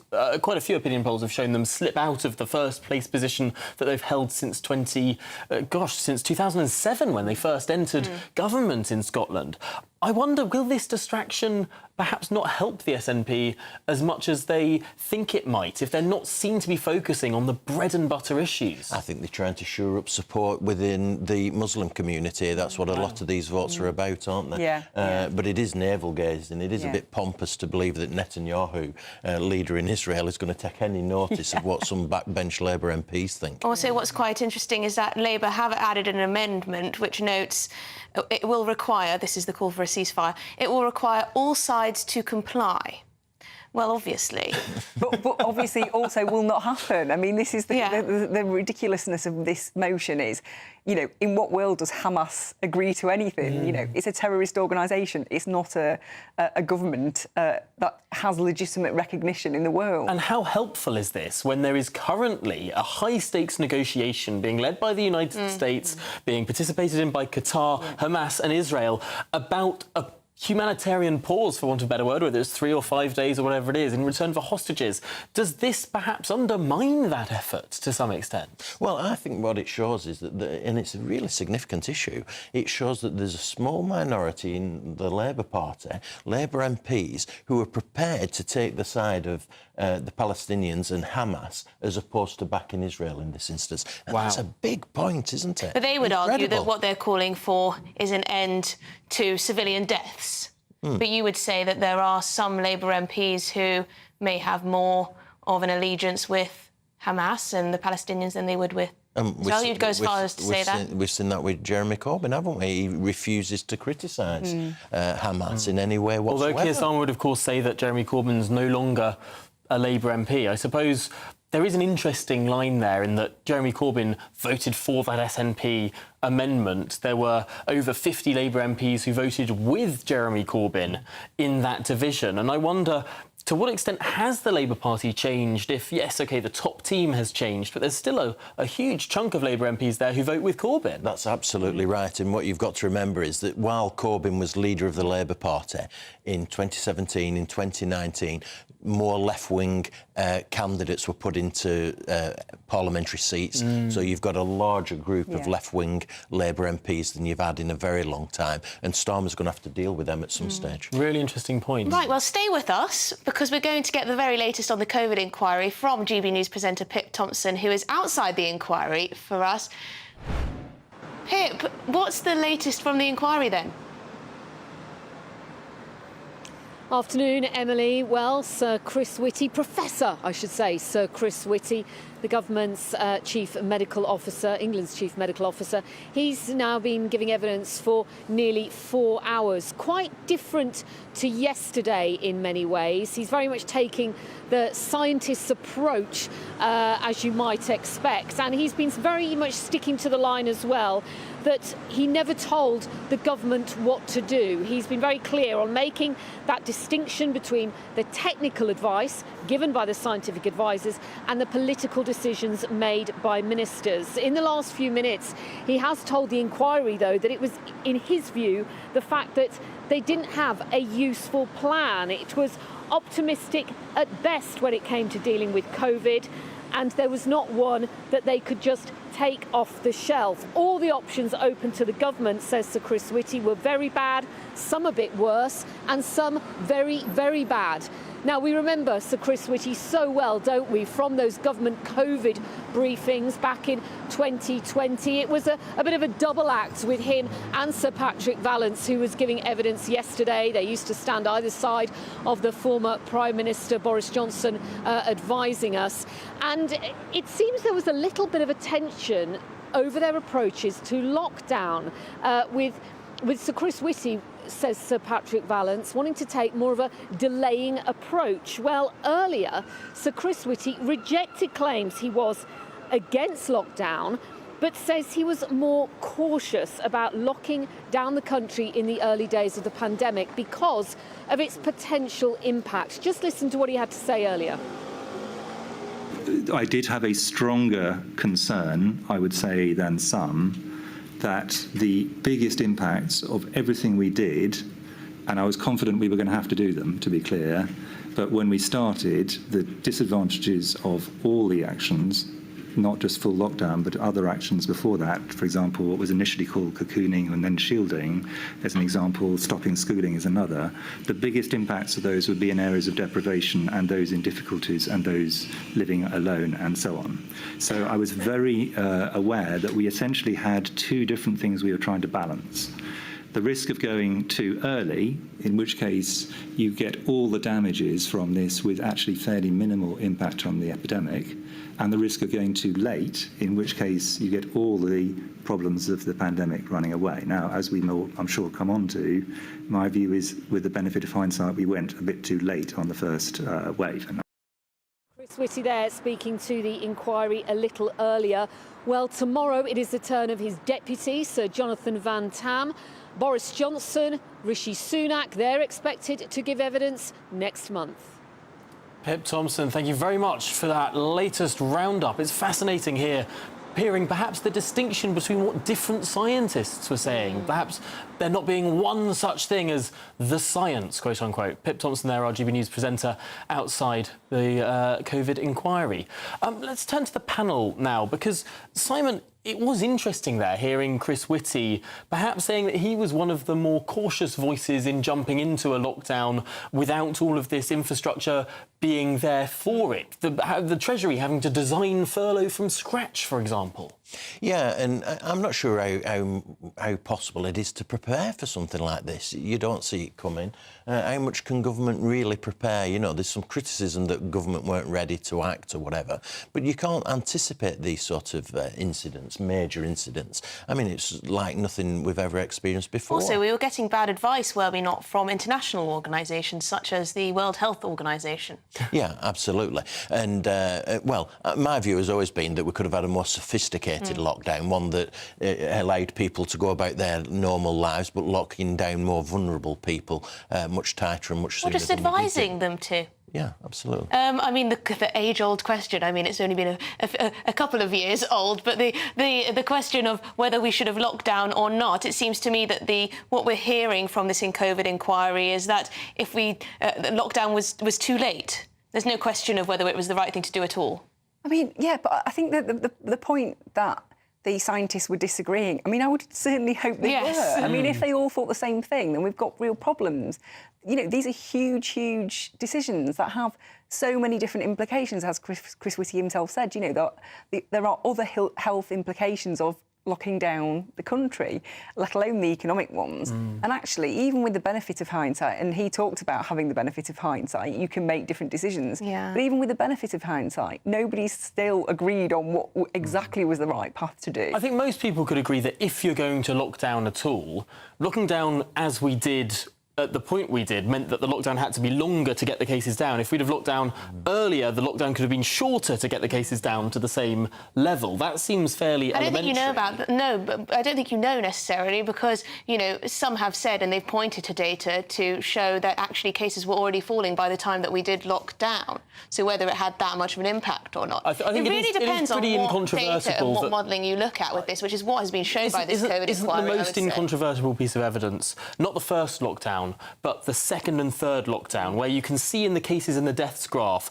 a little hump, it going down, and then a big hump and it going again, where we had a short lockdown, relax, and then a long lockdown. Doesn't that show, that double spike show, that it was the lockdown that had the impact? But does this not show the problem, Simon, with a lot of the decision-making processes? And we've heard this from Patrick Vallance yesterday, and also Chris Whitty has touched upon it, in terms of whether the economy and other consequences of lockdown were even considered or were even part of the decision-making process. Because, yes, if you look at cases and you only concentrate on cases and you only concentrate on transmission and deaths, unfortunately, you will come to a certain conclusion that you wouldn't necessarily if you took absolutely everything into account. And this, you know, the impact on mental health of the lockdown is substantial and significant, isn't it? And you referred to the economy and that impact. What impact does that have on individuals as well? So it's not just about infection, is it? And I'm not sure the inquiry is getting to the wider, broader issues that are relevant to the lockdown. From a political perspective, it might be argued, because Starmer always called for stronger lockdown, if you recall. This suggests he's been proved right to an extent, I suppose. Well, it's interesting. We're looking at live pictures, of course, of Chris Whitty still giving evidence, almost 5 hours of evidence now. But it is interesting, this argument that if there was an earlier lockdown, it could have been a shorter lockdown. And we might have spent less time being locked down as a country if we got the cases down quicker. Possibly, but I do think that the other factors ought to be considered, and it feels to me a bit like the inquiry has a very particular agenda, and that is about the deaths, not about the economic impact. And I think all things should be considered because actually, you know, this was so huge, shutting down our economy. We are still living with the consequences of that today. Certainly. We are still living with the consequences of children who missed out on great chunks of schooling and all the other social consequences. And of printing all of that money to fund the shutting down of the economy. I also think it was interesting that he said, this is what Pip said, that Chris Whitty said, that he was... that he didn't tell he never told the government what to do. Sounds to me a little bit like passing the buck there, because they kind of were telling the government what to do, were they not? I mean, the government didn't have to accept what they said or take it into account in their decision-making, but they kind of were they not? They were exceptionally influential Yes. at the time, weren't they? It's hard for him to deny that. I think so. We don't have much time left on the programme, and I do want to get to one interesting little piece of news, of course. There was an election in Argentina, a maverick new president of that country. Some suggestions in the British press now that a maverick in charge of Argentina might put the Falklands under threat. What do you make of that, Simon? I think he's quite right-wing, isn't he? That's his politics. But on this issue, he's actually more moderate. So his predecessor, Alberto Fernandez, I think it is, very left-wing, he was much more gung-ho in terms of taking the Falklands back. This guy's more moderate. Are you sure, though? Because, you know, we've seen him with his, With his chainsaw, you know, he might be up for a bit of a... Or he might be too busy smashing the Argentine state, you know. But, you know, once the economy gets back to where it should be, if it does, you know, he might cast his eyes on the Falklands. I think it's one of those issues, isn't it? It's a bit like, you know, Boris Johnson having a go at the French. This is like an incredibly popular move in Argentina, but it's not necessarily going to lead to anything. And he actually himself says that it would require the consent of the local people, and we know from the referendum that they had there a few years back that actually 98% said no, and I don't think that's going to change anything. They quite like it how it is. Yeah. Interesting, he might seem more maverick on the outside, but on the inside, perhaps, he's more moderate on the Falklands. Well, it's thank you so much for talking through those big issues with us. Coming up next, of course, it's Martin Daubney. Martin, what do you have in your programme? More chainsaws in politics. I think we need that. We're going to fully own and address this breaking point post of the debate in the Rumble in the Jungle last night. Was it racist, or was it actually oddly prophetic? Has that poster defined a generation? That's it. The £1 billion parking fine rip-offs, and the BBC claims the bubonic plague was racist. Yes, I did see that. Plague. I did see that. Extraordinary stuff. Yeah. Thank you very much indeed. Thank you to Sam Lister and to Simon Danchuk. You've been a fantastic panel for us. That's all from us. Good afternoon, Britain. Good afternoon, welcome to your latest GB News weather update with me, Annie, from the Met Office. We'll be staying dry for many through the rest of the day and into the evening, and we could see some fog starting to develop as well. And that's because we've got high pressure still dominating. The ridge of that high pressure is extending across much of the UK, but there is a weather front up to the northwest that will bring thicker cloud to parts of Scotland and Northern Ireland throughout this evening. Some outbreaks of rain as well, mainly over high ground and on the coast at first, but it will become a bit more persistent through the night. Further south, there is a good cloud coverage, but it is fairly thin, so will allow temperatures to fall into the low single figures. We could also see some patches of mist and fog, particularly across southern counties by tomorrow morning. And then tomorrow morning we get off to a fairly bright start for many areas of England and Wales, and it'll stay that way through a lot of the day. You could see some of this rain from this weather front starting to affect the Pennines, and it will persist across much of Scotland as well as affecting Northern Ireland from time to time. Temperatures throughout tomorrow will be around average for the time of year. Similar feel to today, not feeling too bad in any sunshine. And it'll be a milder day though across parts of Scotland. Thursday is a fairly similar day for northern areas, apart from the very far north where we get behind that cold front. So it's going to be feeling much colder with some blustery showers of hail potentially. And that colder feel will become more widespread as the cold air pushes into southern areas by Friday. Who is it? We're here for the show. Welcome to the Dinosaur Hour with me, John Cleese. I was married to a therapist. And you survived? I thought we were getting Hugh Laurie. Second best. You interviewed Saddam Hussein. What's that like? I was terrified. I'm playing strip poker with these three. No, thank you. My CDs need to be put in alphabetical order. Are you going to be problematic again? The Dinosaur Hour. Sundays at 9 on GB News. Good afternoon, Britain. Good afternoon, Britain. Join us, Tom and Emily, To find out what's happening in the heart of Westminster. and why it matters to you.